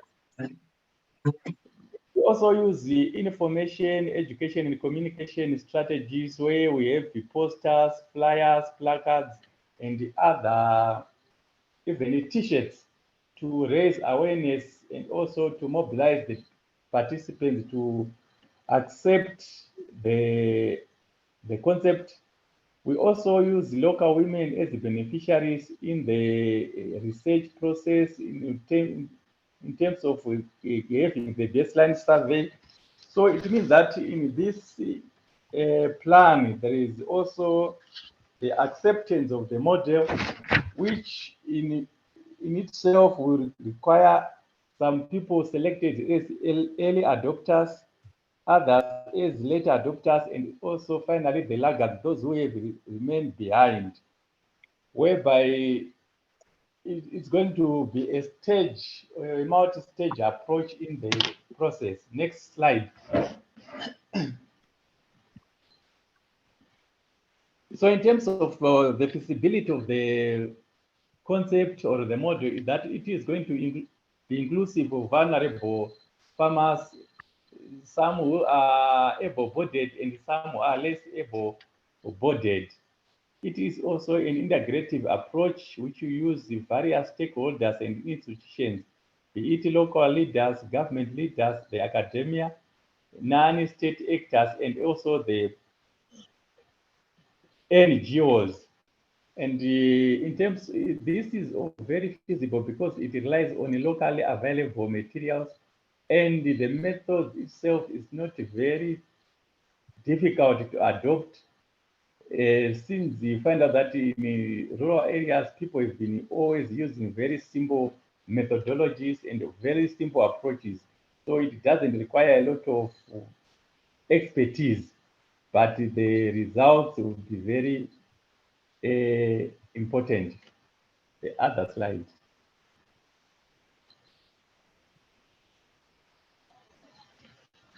Right, so in terms of sustainability, this is a bottom-up approach whereby the local leaders or the local farmers take part.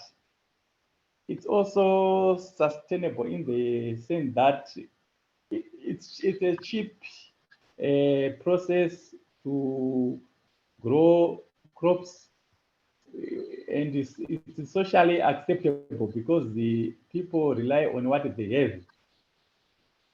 And it's climate smart, meaning that it doesn't affect a lot of our climate because it relies on organic, limited use of synthetics. Doesn't even harm the environment. So it can be replicated anywhere and also anyhow because of its simplicity and also its economic value. Thank you. Another slide. So the climate smart approach of this is that it increases productivity, it's adaptable to the climate, and also it mitigates or reduces the emission of greenhouse gases by using trees. They act as carbon sinks. Minimum soil disturbance, it means that the carbon remains trapped in the soil. And in terms of productivity, we have a very nutritious food and also high output from the soil. So it produces a lot from a very small piece of land. Another slide.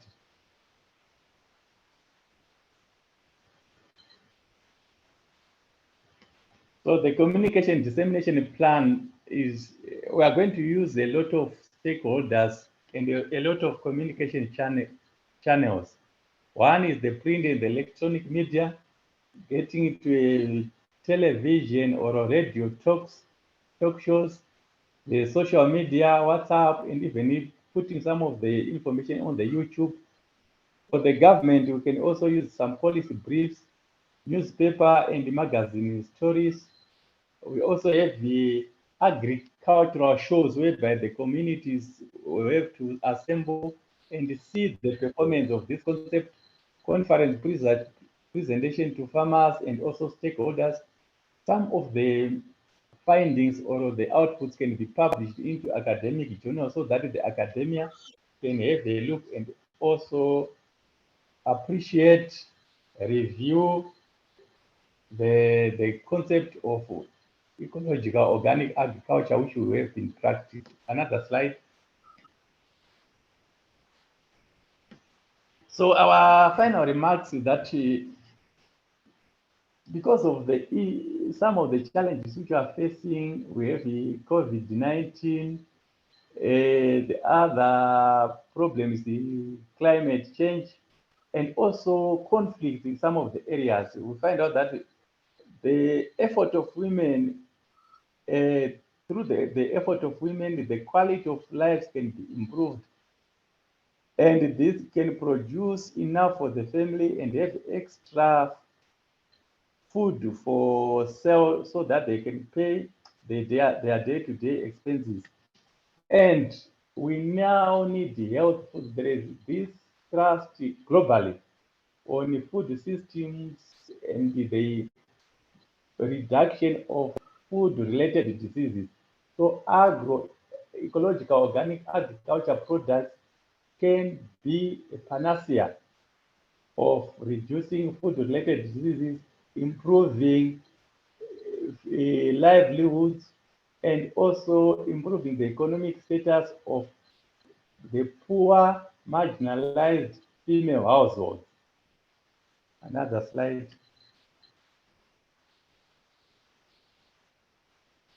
Thank you so much for your attention. These are the email addresses of the team members. Thank you. Thank you very much, Never. So also for Never, if there are questions.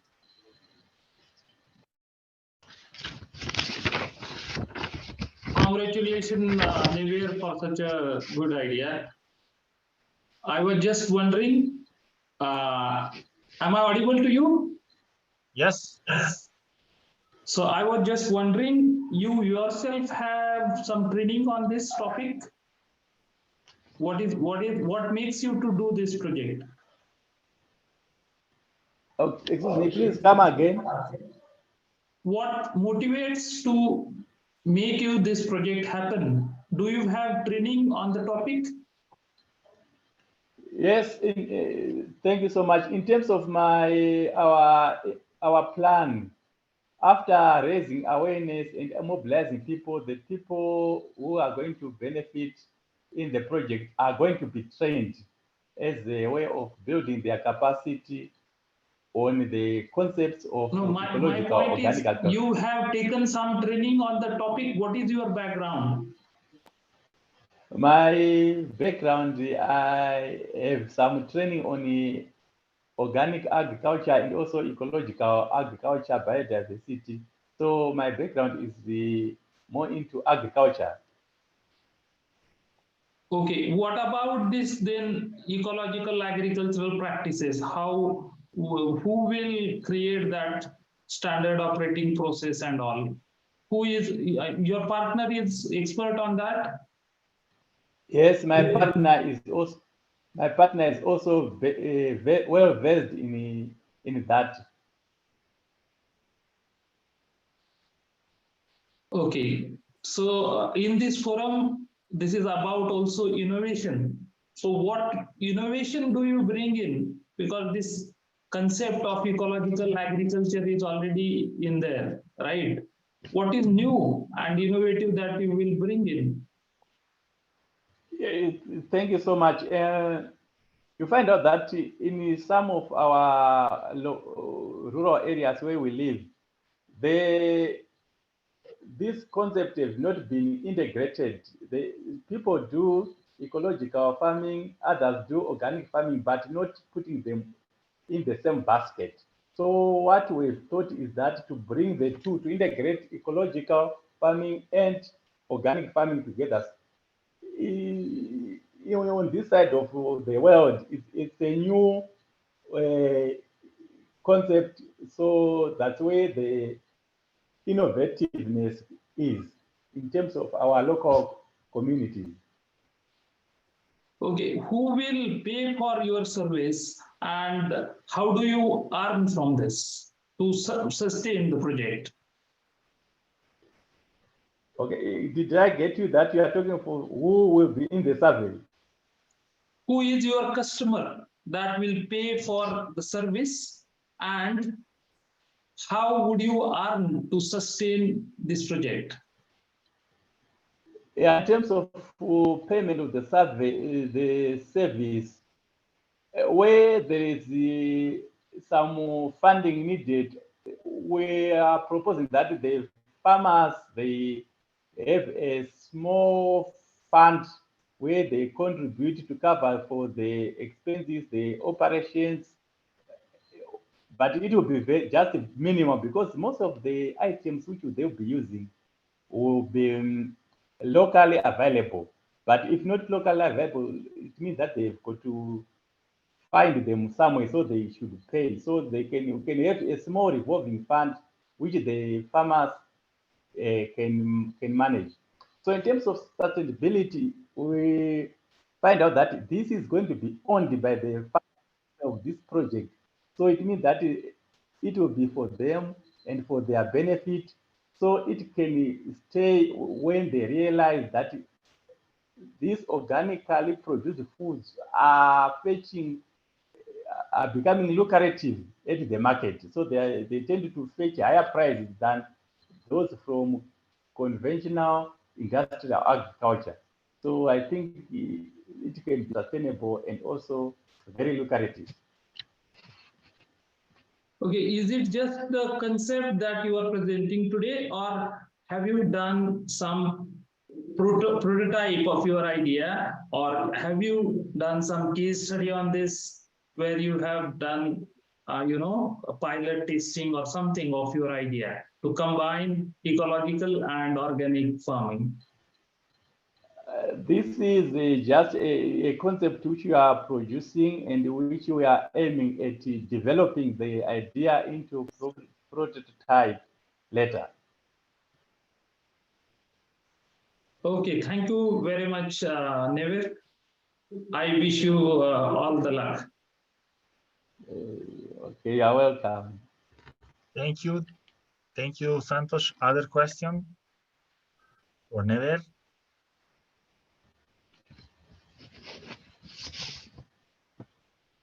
If no, let's go to the last presentation, at least from the ones that I have in the list and the ones that are present here. So it's now the turn of young farmer enterprises. There will be Rita Kamukule and Lazarus. I don't know who's gonna present, Lazarus or Rita. Hello, Vito. So Lazarus is going to do the presentation, and I'm just going to do the introduction. So Okay. My name is Rita Kamkule. I'm from Zambia. I identify myself as a 3-in-1, a young farmer, consultant, and a professional agriculturist. Our group is called Young Farmers. It's a group of young professional farmers, which we have Lazarus Kamoso. We also what is your group number? Sorry, Rita, what is your group number, please? Young Farmer Enterprise. Okay, I think so there is the name, exact name that is called Young Farmer Enterprise. You will find on the list.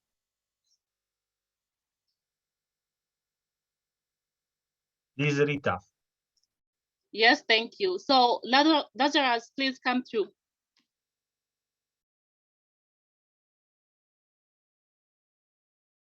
Okay, hello. Yeah. Yes, my name is Lazarus. Okay, thank you. My name is Lazarus Kamoso, and I'm representing the group, and I'll be doing the presentation today. So I own a business which goes by Young Farmers Enterprise.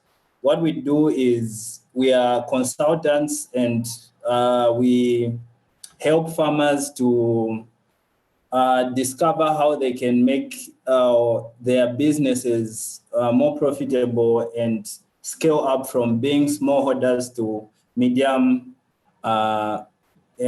farmers. So then next slide.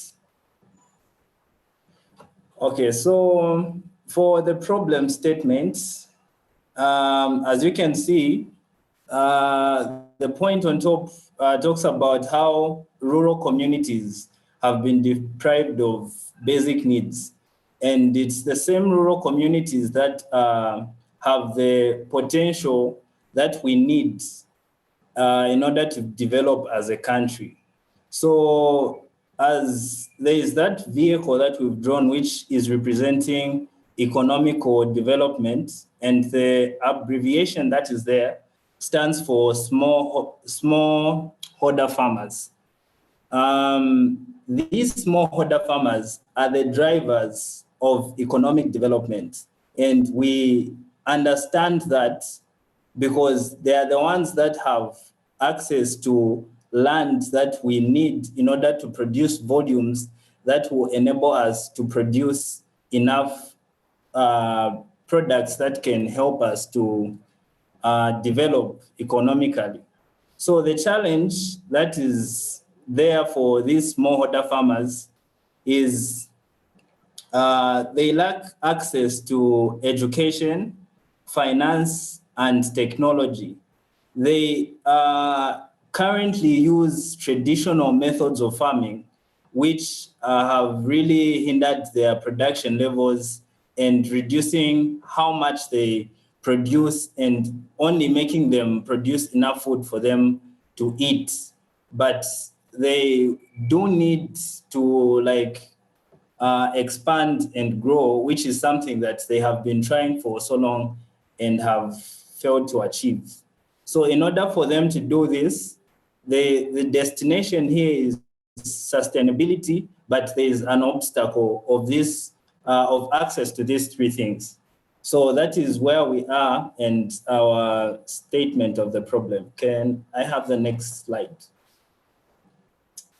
So yes, where do we want to go? Sorry. So as I said previously, farmers have land and production volumes.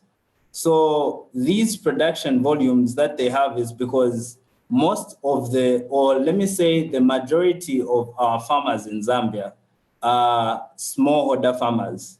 So when they produce in large quantities if they are producing to their potential yields. So they have the land and they have the volumes, but they don't have access to research, education, finance, and technology that is going to enable them to reach these volumes of production, which is what our idea and ourselves as Young Farmers Enterprise have and are going to be offering to these farmers.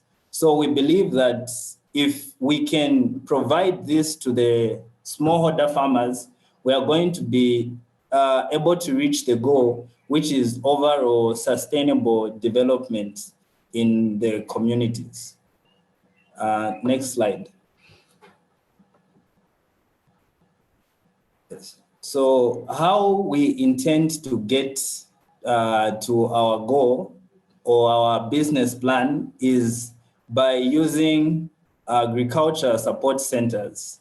So Young Farmers Enterprise intends to set up agri support centers in different districts that are going to be there to help these farmers deal with the issue of education, finance, and technology. So as you can see from the illustration that we had put, once we have dealt with this, the barrier that was there then becomes a bridge. So as Young Farmers Enterprise, through our agri support centers, we become that link that farmers need to reach sustainability. So we are able to provide them with education through farmer training. We are able to provide them with finance through simple loans that are very easy to access, and these will be translated into local languages so that they are able to understand the requirements and eligibility clearly. And then lastly, there is the issue of technology. Like there was a video that was presented yesterday which spoke about an innovation of a certain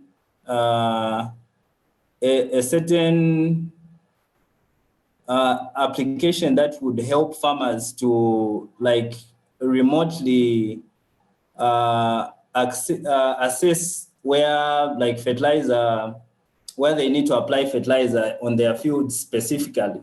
So the points that were taken from the video that was shared yesterday was these farmers are not able to access smartphones, and having access to technology is going to be very expensive, and it's going to be expensive and very hard for them to operate and access these applications or new technologies that we would try to introduce to them. So this is where our support centers come in by saying, instead of just localizing the farmers and saying you should stick to the way you do things, if there is need for you to access technology, we will break down the technology for the farmers so that they are able to understand and utilize opportunities that come with advancement. So it creates an opportunity for farmers who are in rural communities to advance as the world advances. Next slide, please. Okay, so the feasibility of our project lies in the fact that they are already structures that are set in communities. Talk of schools, churches, clubs, and cooperatives. So these are the structures that we want to utilize in order to make it possible for us to apply the idea that we are trying to bring across. So by using this, we cut the cost of infrastructure development, because we'll hit the ground running in some way, because there is already something that is already organized, and it will reduce the efforts that we will need to put in mobilizing the community. So another thing that will make it very feasible is the fact that there is already agricultural funding by our government in Zambia, which we often see gets reallocated to other ministries because it remains unclaimed as a result of people not knowing that there is that sort of funding in agriculture. So mostly farmers believe that there is only one sort of support that they are given, which is input support. But there is also money that is allocated for them to be able to grow their farming businesses into enterprises. But very few farmers know that, and the ones who know that this exists don't use it for agricultural purposes. So we intend to educate the farmers about this so that they are able to come out of their zones and be able to apply for this funding and make use of it. So this will make it easy on our part when it comes to providing finance for the farmers in communities, because there is already funding opportunities that are available. It is just access that is restricted. So our job is going to be removing the restricted access and enabling each and every farmer to access this funding. Next slide. Okay, so the innovativity of our idea is that we are not trying to bring in a new thing. We have spent time to collect the systems that have already been applied and studied where the systems fail. So we are making use of those loopholes to come up with a much better and effective program that is going to be very helpful and efficient to us, helpful to the farmers and efficient to us. Because at the end of the day, what we are trying to see is a well-developed country and farmers who are able to do well. So by making use of these systematic loopholes that exist and making them better and filling them with our innovation, we are able to deal with the very thing that has been retarding the growth of our development as a nation and as communities. So our idea is going to integrate education, agri-financing, and technology, improved information delivery for better understanding. So I think I can talk more about the second point because I believe I've explained a lot on the first one. So when we talk about improving information delivery, we are looking at making sure that the farmers are able to understand what we are providing to them. It's not just us going there and dumping information to them like it has been going on for the past years. We understand that farmers need to understand this information, and that's why we want to break it down so that we enable the farmers to understand fully what it is they are doing and how they are going to be doing it and why they are doing it. So it is also future focused because it is being run by young people. So climate smart as well. Our training are going to be organic farming training. So we are going to train farmers how to do organics. We are not teaching them how to do conventional farming methods, but how to do organic farming. So I think that is making it climate smart. Next slide. So the sustainability of the program is we have utilized the idea of partnering with communities to foster development, because most of the programs that we have in Zambia are always run by either an institute having their own goals and the community having their own problems that are different from the institution's goals. So we have seen that to be a problem, and that's what we have taken out of our program and said we are going to partner with communities instead of taking a program that is already established there. Every program we introduce in communities is going to be unique. We help farmers understand their problems and analyze them so that they are able to decide what is going to work best for them. That is why the program is called Unlocking Potential. So we just unlock their potential to see the problems they are facing and what they need to do in order for them to deal with the problems that they are facing. As a result, they make changes to their lifestyles. So I believe that's what makes our program very sustainable. Next slide. So like I mentioned in the previous slides, we are going to be teaching organic farming to the farmers.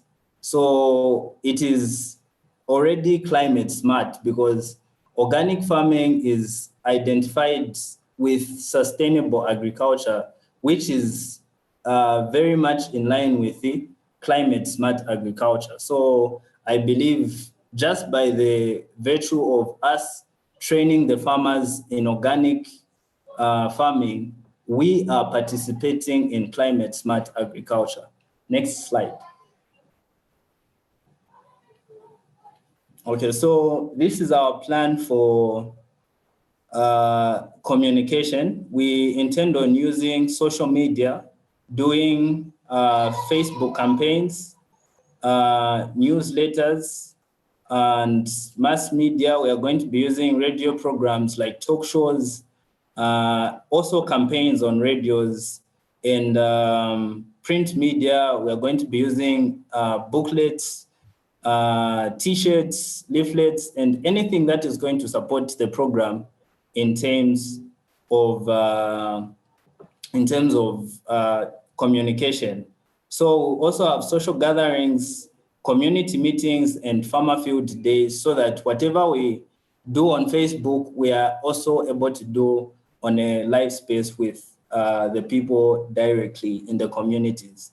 Next slide. Okay, so sustainable agriculture looks like us now. What this statement means is that we are what is going to make sustainability. It is up to us for sustainability to happen. So I think, is there anyone that wants to talk? Hello? Oh, okay, so instead of us looking, oh, okay. I think I'm done. Thanks very much for the opportunity. Thank you, Lazarus, and thank you, Rita, for your presentation. I don't know if there are questions. Hello. Yes, Santosh. Very nice presentation, Rita.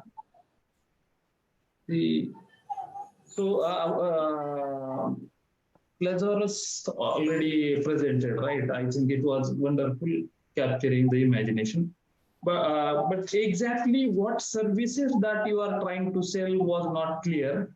Second point is the innovation part. You said that it is already available infrastructure.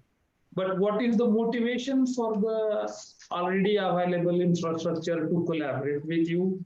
That is not clear.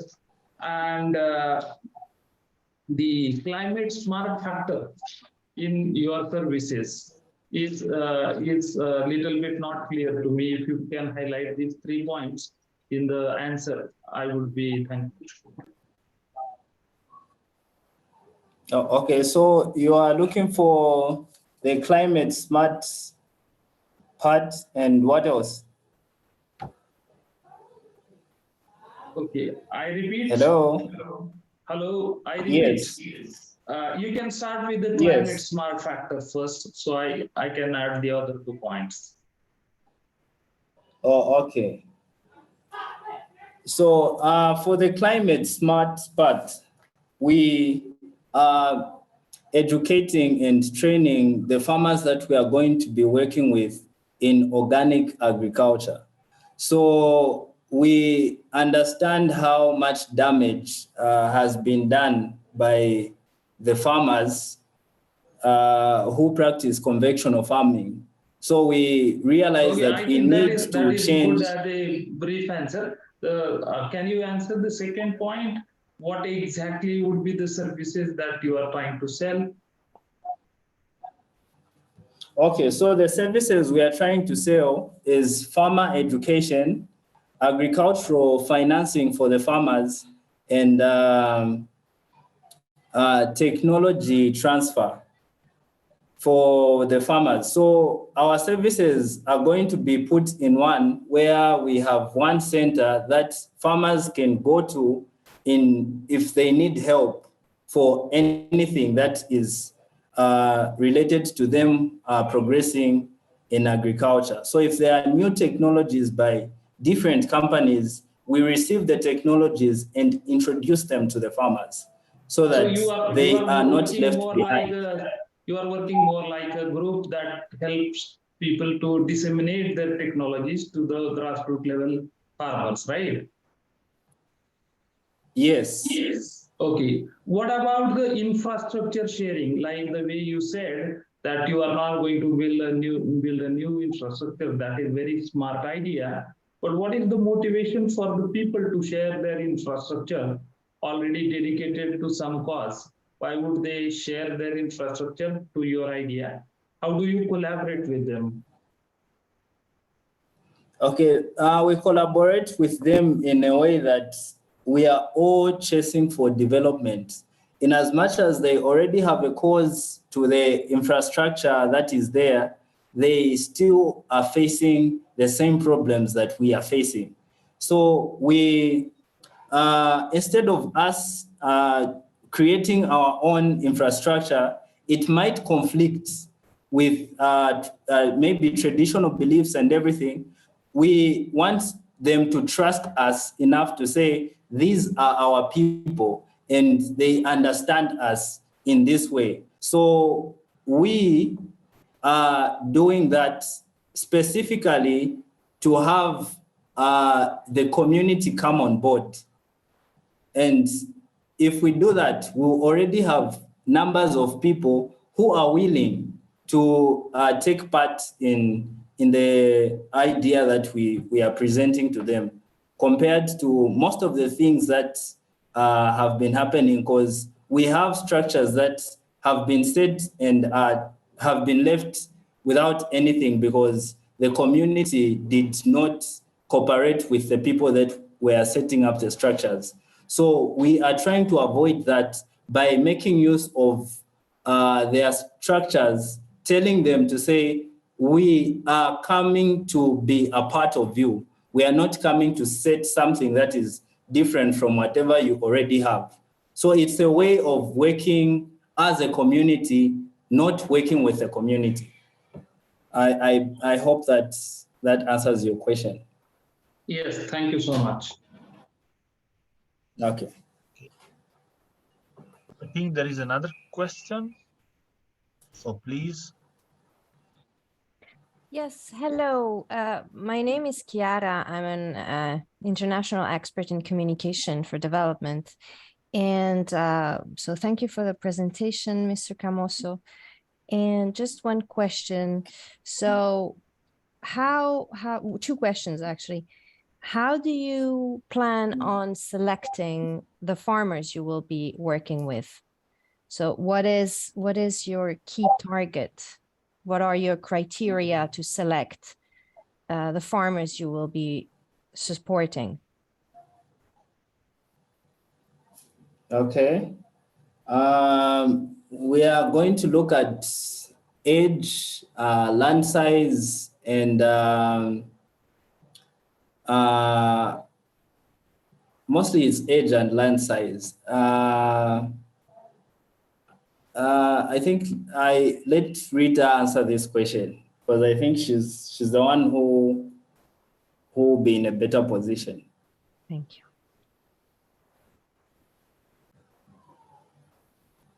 Is Rita around? Yes. Okay. So we're trying to build a capacity building program. So our criteria will be, we'll consider age. We're going to consider land size also. And age, I'm talking about, we can look at a farmer who is, let me say a woman who is a widow and can only manage to do 3 hectares. Those are the things that we're going to put in place.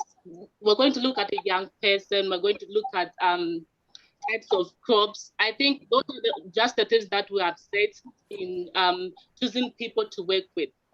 Thank you. Thank you. Thank you very much. And my second and last question concerning communication. So one with in which languages do you plan in doing your communication? And concerning print media and newsletters, who exactly will you target with print media and newsletters? Thank you. Okay, so for I'll start with print media. And as we start the project, we are going to be partnering with a lot of stakeholders that are going to be supporting us in the movement. So with newsletters, it's for people like you who we are going to be monitoring what we are doing. So we share success stories and progress of the project using newsletters and Facebook campaigns. For Facebook campaigns, we also are trying to capture new people because Facebook is everywhere nowadays. So we are also trying to capture new people who will be able to say if this is being done in this part of the country, why can't you come and do it here? And stuff like that. So the print media will be specifically for the places where we are working. So we use the print media to communicate directly with the farmers and their families. And then the Facebook campaigns are for those potential farmers who would like to have what we are doing in their area. So if that is noticed, then we move there, then that's when we introduce print media as well. I don't know if that's clear enough. I think I'm starting to get an idea there. And what about the languages? What languages will you be using? Oh, okay. So we intend on hiring a linguist that is going to help us to translate into every local language that we are going to be working with. So for starters, we are starting this project in Central Province. So the local language that is in Central Province is Bemba. So we are going to translate whatever we are going to have in the Bemba language. And then we provide it to the farmers in a language that they themselves can read and understand. And then if there's another place with a different language, we look for someone who help us to translate from English to that particular language. So the language, we don't have a specific language. It depends on the sites that we are working on. Thank you very much. Thank you. All right, thanks. Okay. Okay, I don't know if there are other questions. If no, actually, we have one last contribution. I think that we can't evaluate the contribution, but it's nice to see because the member of the team has some health problem during the hackathon and so cannot complete the submission, but at least we can show the contribution. And also there is one of the teams here, that's Irari, that maybe she can introduce a little bit the team, and we will show a video that the team has produced. So Hilary, I don't know if you want to state some words about Team BHS2. Hilary, are you there?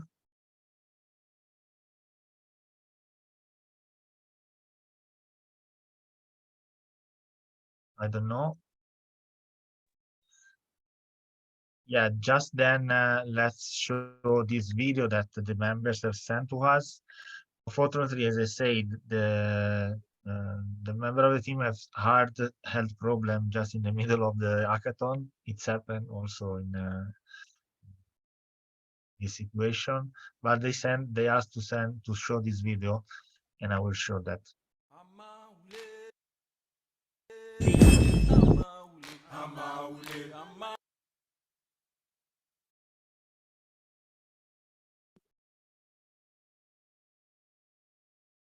Je m'appelle Joël Tatiana. Je suis conseillère technique spécialisée à l'ANA. J'interviens dans la commune de Serre, plus précisément dans l'arrondissement de Serre-Dieno, de Yokbo et de Tango. Moi seule, j'ai plus de 20 producteurs. Et je ne peux pas travailler avec les producteurs comme cela se doit. Et le fait que j'interviens dans plusieurs villages ne me permet pas de bien faire mon travail. J'interviens au moins dans 6 villages. Je me dis, je dois parcourir 4 villages. Je suis par exemple avec un producteur dans un village. Un autre producteur me dit, ah, conseiller, on a besoin de toi, hein. Tu dois venir maintenant dans mon village pour me voir telle chose. Tu es obligé de finir avec les producteurs qui sont dans ce village-là pour rejoindre les autres. Moi, je m'appelle Valentin Nyolofou. Je suis conseiller de gestion de l'exploitation agricole dans la commune de Serre. Tous les producteurs que nous accompagnons ne savent pas parler le français. Donc, tous les outils qu'on a ne sont pas adaptés à tous les producteurs que nous avons dans les communes. Il y a d'autres producteurs qui savent lire, ceux qui ne savent pas lire, ceux qui savent lire et écrire, et qui savent lire et ne savent pas écrire. Donc, avec ces gens de personnes, nous ne savons pas comment les accompagner dans l'enregistrement quotidien des données. Le conseil même est obligé de se rapprocher tous les jours de l'exploitant agricole pour enregistrer ces données dans le cahier de gestion. Ce qui n'est pas évident parce que le nombre de producteurs que nous accompagnons est un peu beaucoup. Surtout à Zolé Soubo. D'ailleurs, mi no mo conseil le mo. Mi tero yure kaka horo mi ro yure do mi no mo ro mo. Wo ma kan pri e fe o mi do. Ndele de mi bo, ma si blo tro lo a.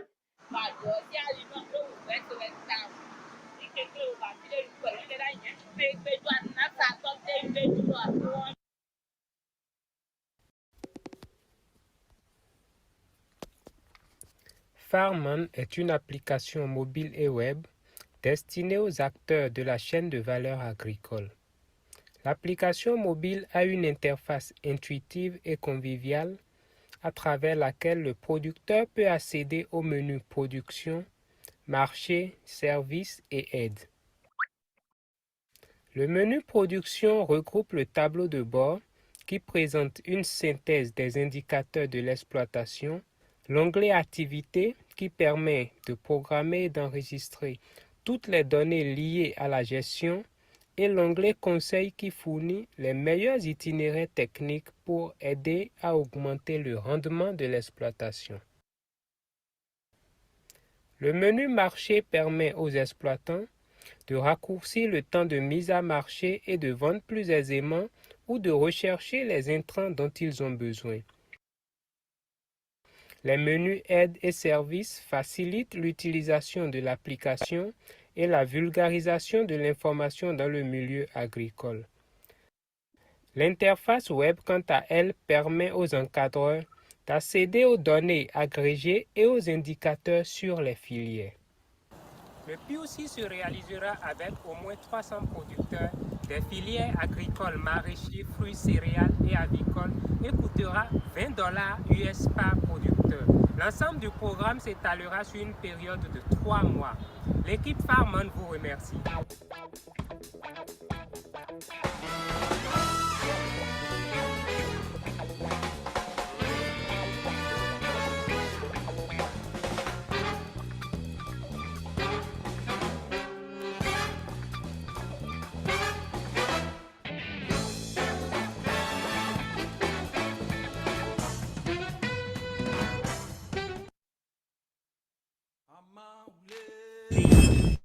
Okay, thank you for TMCH2. Actually,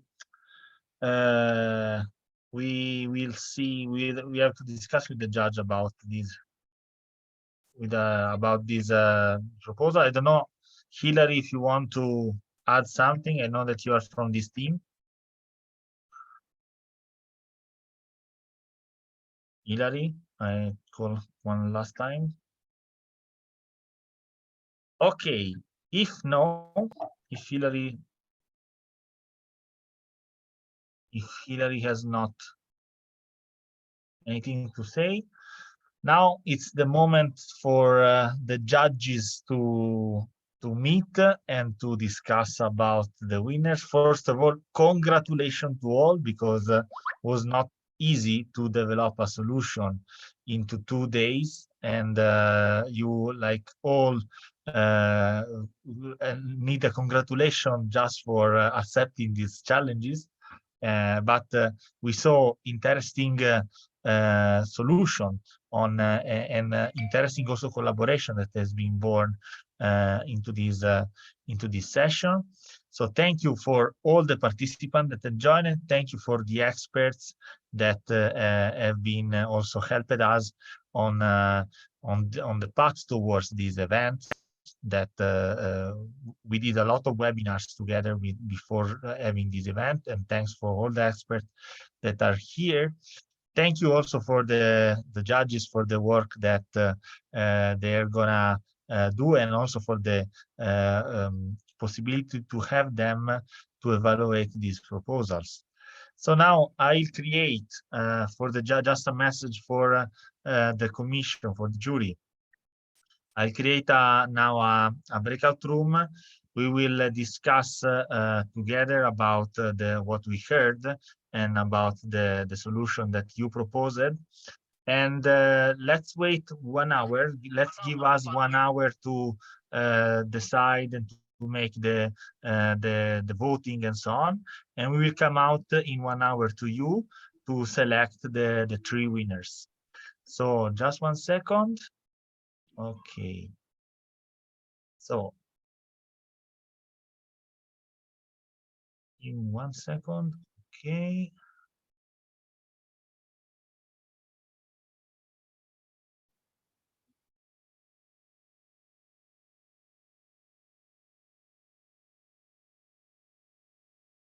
So for the judges, you will receive a message that I asked you to join the jury hall. I think I didn't miss anyone. Okay.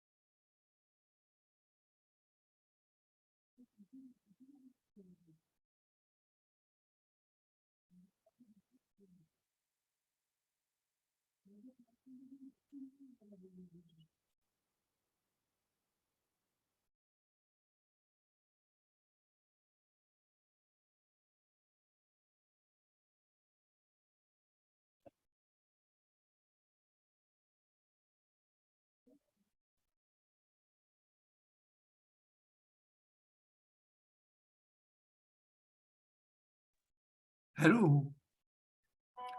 Hello.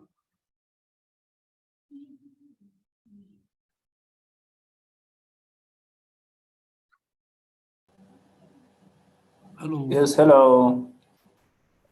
I think Domenico is not there. Yes. Yeah, the judges are in a breakout to discuss about the solutions.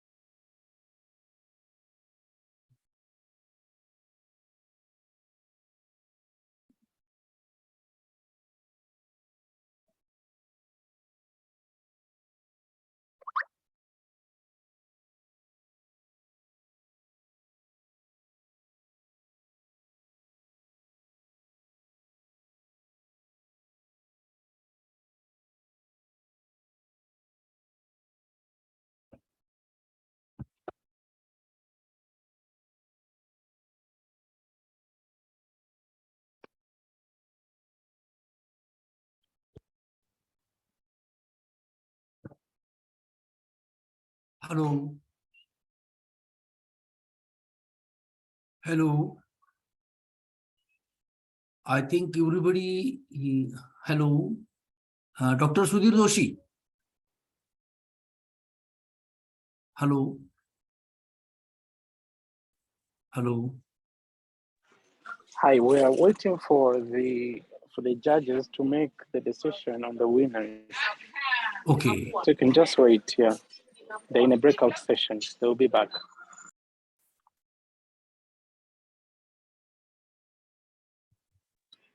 So it's around 1 hour waiting. We need to wait for 1 hour as judges are making up the sheets. So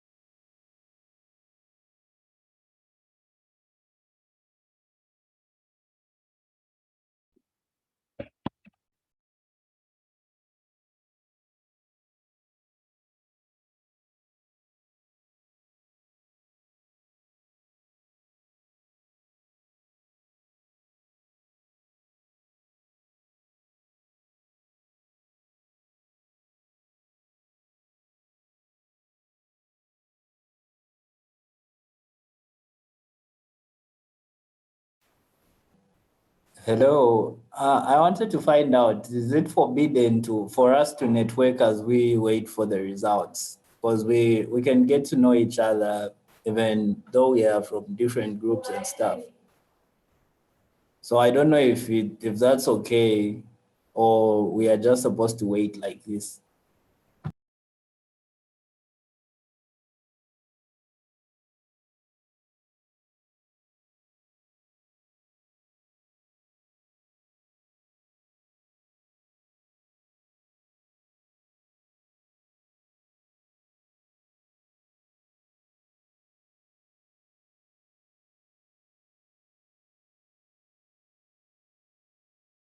I think that's a great idea, but I'm on the road, unfortunately.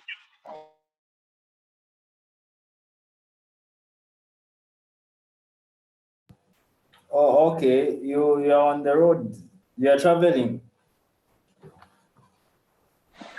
Yeah, I'm just going back home. Oh, okay, I see. Oh, anyway, I think when you get home, I'm you can. traveling in the midst of traveling. Yes. Oh, okay, I see. Okay, so if you are unable to talk, you can make use of the chat. Then we can just exchange handles and know each other via social media.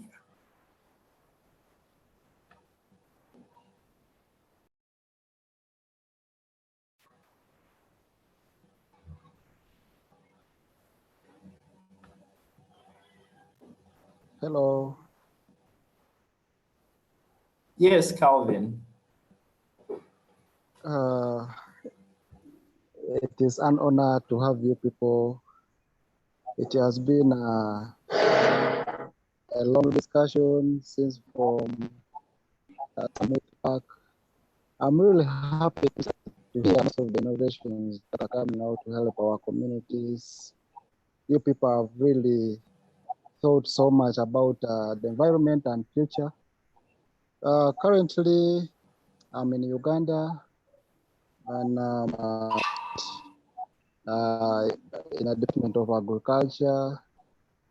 So it is actually amazing that I've discovered a lot from you people, respective of being knowing some part of it, but this has actually widened my mind. I believe in the next session, we shall have a lot to discover more. Thank you very much. All right, thank you very much for that, Calvin. And it's wonderful to know that we're able to help each other to learn and discover new things as we advance. Any challenges that anyone faced proceeding to like the presentation? Because myself, my computer just acted up. So it would be nice to hear stories of how like the whole journey from starting to today and the presentation, how it was. How was it for you guys?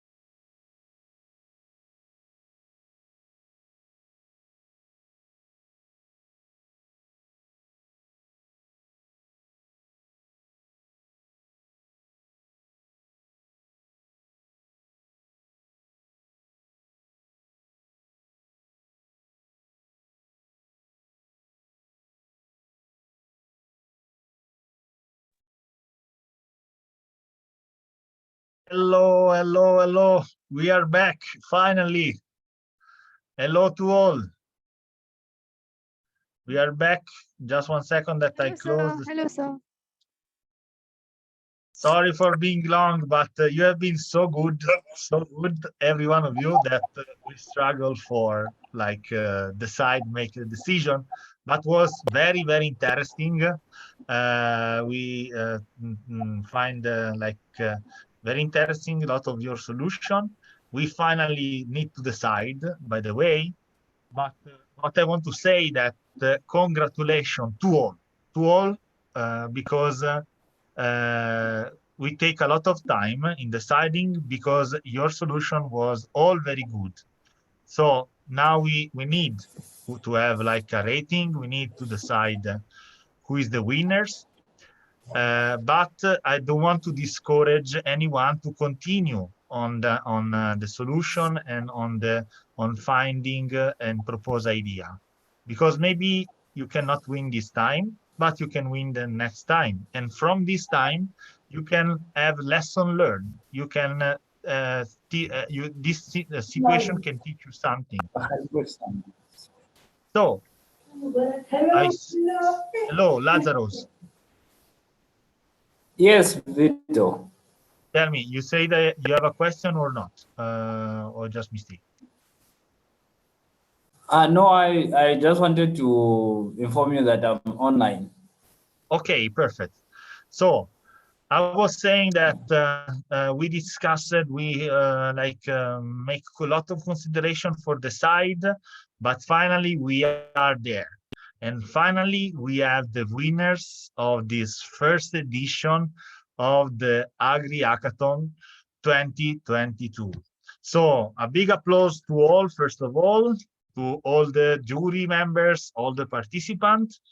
And now let's see who is the winner. So we will evaluate you standing to the criteria that we communicate to you. So every one of the jury has appointed a vote between 1 and 5 on your on one of these features that we share with you. So feasibility, sustainability, innovativity, and so on. Then every one of you has reached the final score, and the highest 3 score have been the 3 winners. We have to decide also if your solution was able to join the finals, because some of them, maybe they are more ready, some of them will be less ready. And so we have a consideration also on accept you for the final places. But we find an agreement. We find a final classification and a final score of your solution. So not losing more time, because I talk a lot today, let's go. So on the 3rd place with 31.2 score points, there is team BCH6. Never Mujer is there. Never. Congratulations, congratulations, congratulations to the 3rd. Okay, congratulations, congratulations. So I don't know, Never, you're there? No, I think Never is not there, but we will communicate to him. Let's go to the 2nd. So for the 2nd place, with a score of 32.28, the 2nd place is for Young Farmers Enterprise. Congratulations to Lazarus and Rita. Are you there, Lazarus, Rita? Congratulations. Great. Yes, Dominic, we are here. Thank you very much. We appreciate. We are very excited. Thank you very much for the opportunity. Thank you very much, Victor. You're welcome. You're welcome. So you're in the second place. Congratulations. And now there is the first place. First place. Let's see. Let's guess. Suspense. So, with a score of 32.75, the winner, the first in the scale, the first in the place is Team BCH1. Kushi, are you there? Yeah, I'm there. Thank you so much, sir. Thank you so much. Yes, yes, you are the first place. So congratulations to the 3 winners. Congratulations. Thank you for the jury to help us to understand which are the best ideas and so on. So great, bravo to the first 3, but also bravo to the other team that has challenged, has taken their time to develop a solution, that has proposed, has passed these 2 days with us. So for the 3 winners, as I was saying at the beginning, as we with Patrick proposed to you, the 3 winners will be mentored from 3 of our partners. So we will communicate to you the 3 mentors that are going to follow your ideas in order to follow up. Okay, so thank you, Chiara. Sure, sir. We will be following up soon, and it's really unimaginable, unbelievable that we are the winners. Yes, it's in India. It's just 12 o'clock, and I was awake that I need to attend the meeting. And Hold on, I lost happy, connection. So thank you so much. Yes, Yeah. I lost connection, please. Josephat. #1? Yeah. Who's number 1? Kushi, eventually you can say to Josephat who is number 1. Is your team, Josephat? Yes, Wow. Thank you for Congratulations. that. Very excited. So, thank you. Chiara was writing in the chat that all the ideas was very good, and I agree with Chiara. Every one of you has made the best to make a great solution in such a short time, just 2 days.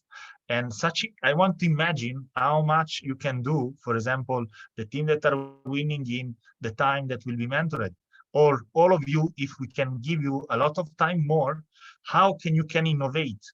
So it's like really impressive, the effort that you all made, and thank you very much for participating to the first AgriHackathon. So I don't know if Patrick and also the other member of the jury want to add something.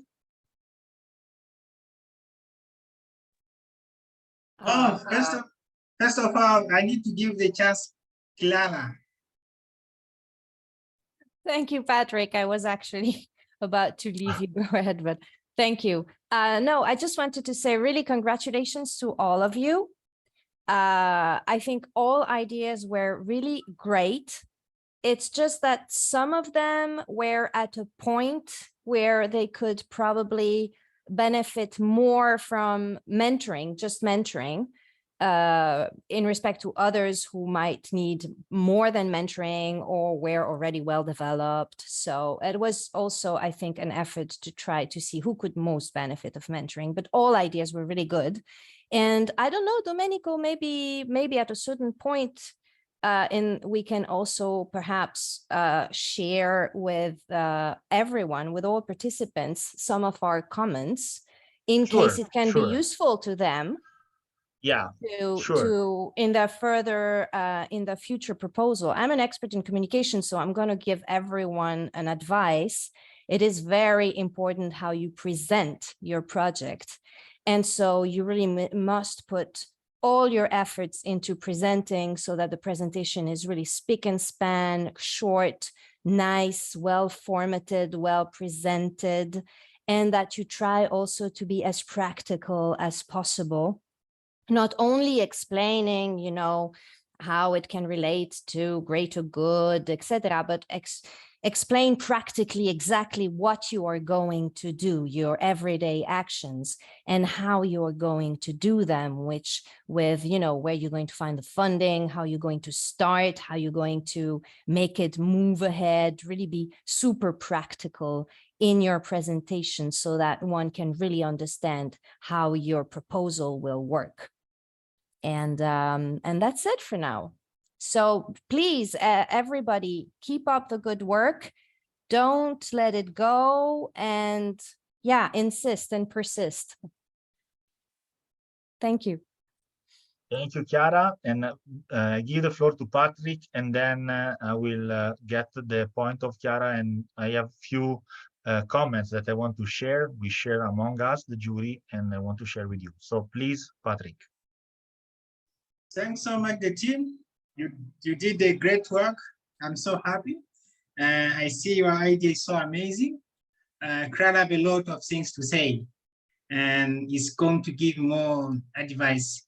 It's going to share a lot about what you have supposed to do. And I think so now, brother, we make it. Now we have to go to the another stage for the mentoring.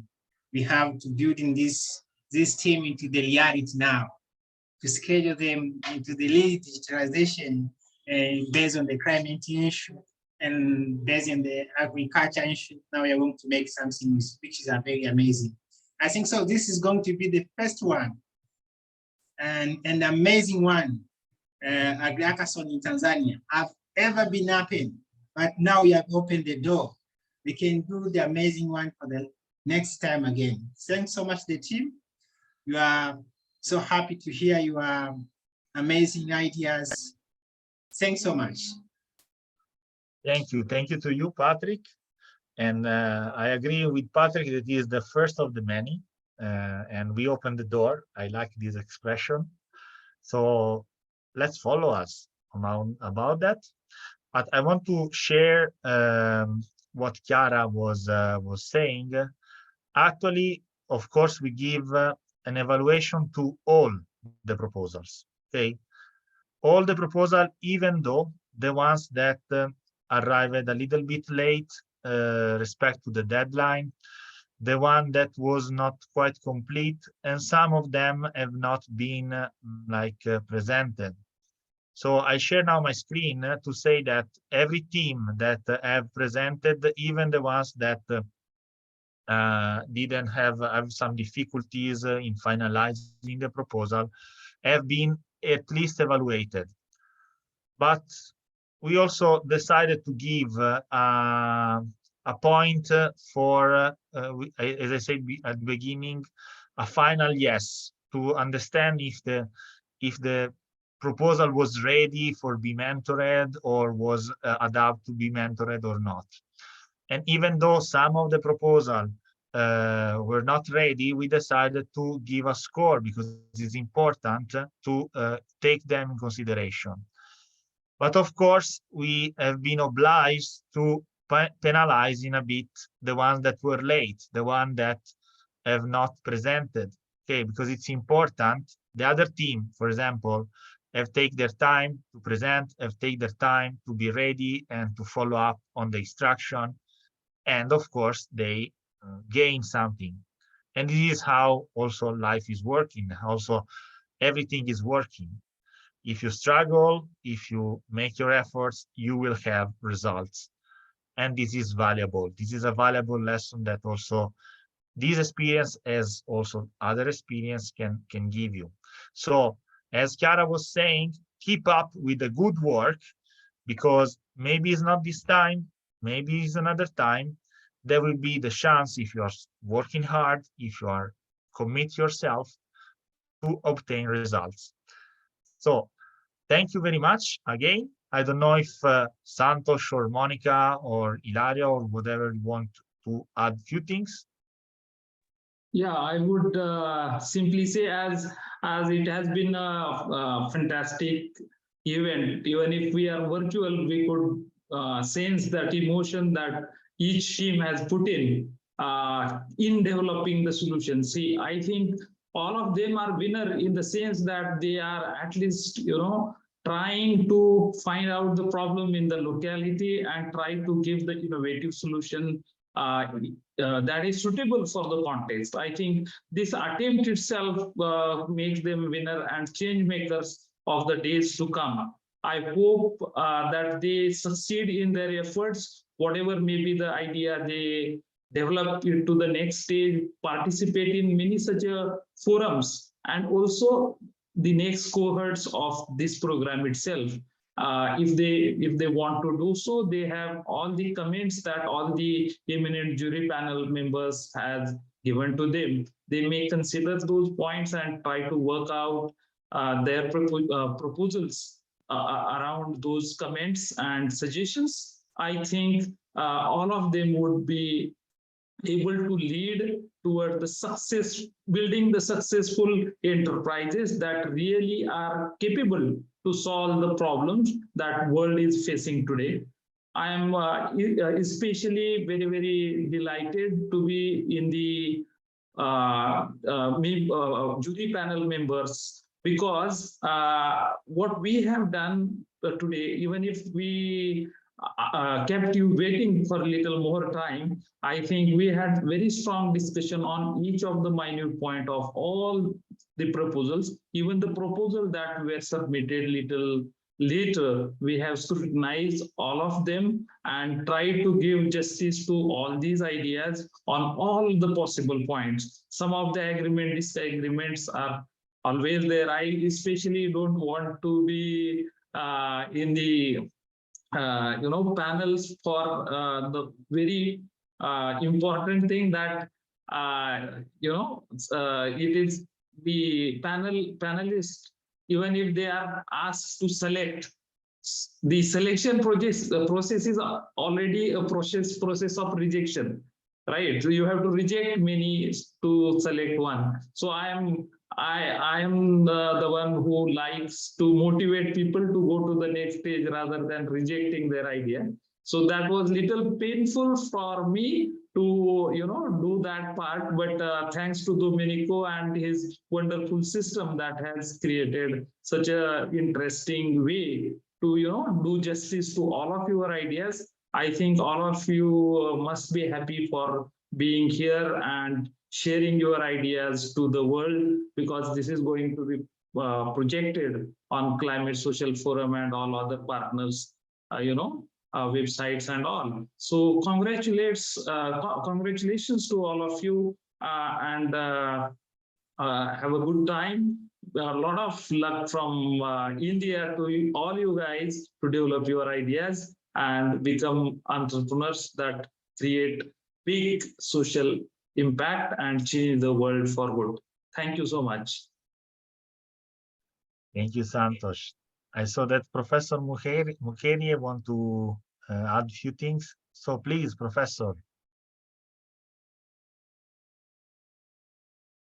Yeah, thank you, Domenico, and all the jury members for this evaluation. But two things I discuss about this, that last 2 days seminar I couldn't join because I don't know why. I never joined, trying. So I missed these two events.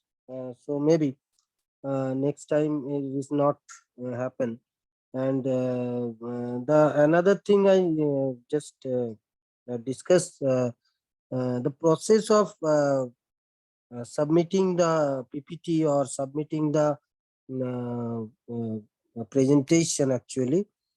So the time limit and what is the details about how much details we put in the presentation, it is very necessary to knowing about. So maybe I missed this two occasion or two events, so I couldn't understand. Okay, but we of course the next when close one door another is open, of course. So thank you very much. Thank you, Professor Mukheri, also for your valuable feedback that can help us to make better, because I think that every feedback is very appreciated. But as we said at the beginning, every one of you has made a great job. So we take a lot of time properly because all the solution was very good. But as Santos was saying, the role of a jury is to then select one among many. And we need to select, but the other that have not been selected, that doesn't mean that they are not valuable. Okay, so that doesn't mean that they we appreciate them, because we appreciate a lot of them and all of them. So don't worry, keep up with the good work, as we stated before. Okay, thank you very much. I don't know if there are any other points and or comments or intervention.